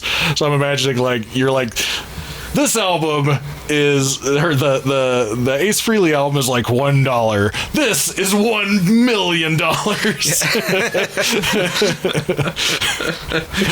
It's that big of a difference in quality, Pretty and much. you will never get there by making minimum wage. And the funny thing is like they did more with a low fidelity recording than he did with the most overproduced fucking record in the world. So what does that tell you, in my opinion, on the fucking album? Well, to reference another one we recorded today, to break the illusion, we did the Lord Sutch episode today, and I think it has more in common with that record than it would with Ace Frehley, especially with the lo-fi guitar parts. I would agree with that. Yeah. It's kind of interesting to listen to those 2 albums like kind of back to back, just with all like the low fidelity, the really aggressive non-traditional singers, the instruments being louder than the vocals in the mix, all of that. Yeah. Well, and I would say the drummer kind of reminded me a bit of how heavy-handed John Bonham is. So Yeah, I also like having 3 minimalist art punk people and then like a Rush fan in the same band too. I mean, that's kind of our band dynamic. That kind of is, yeah. And put the Rush fan on the drums. Yeah.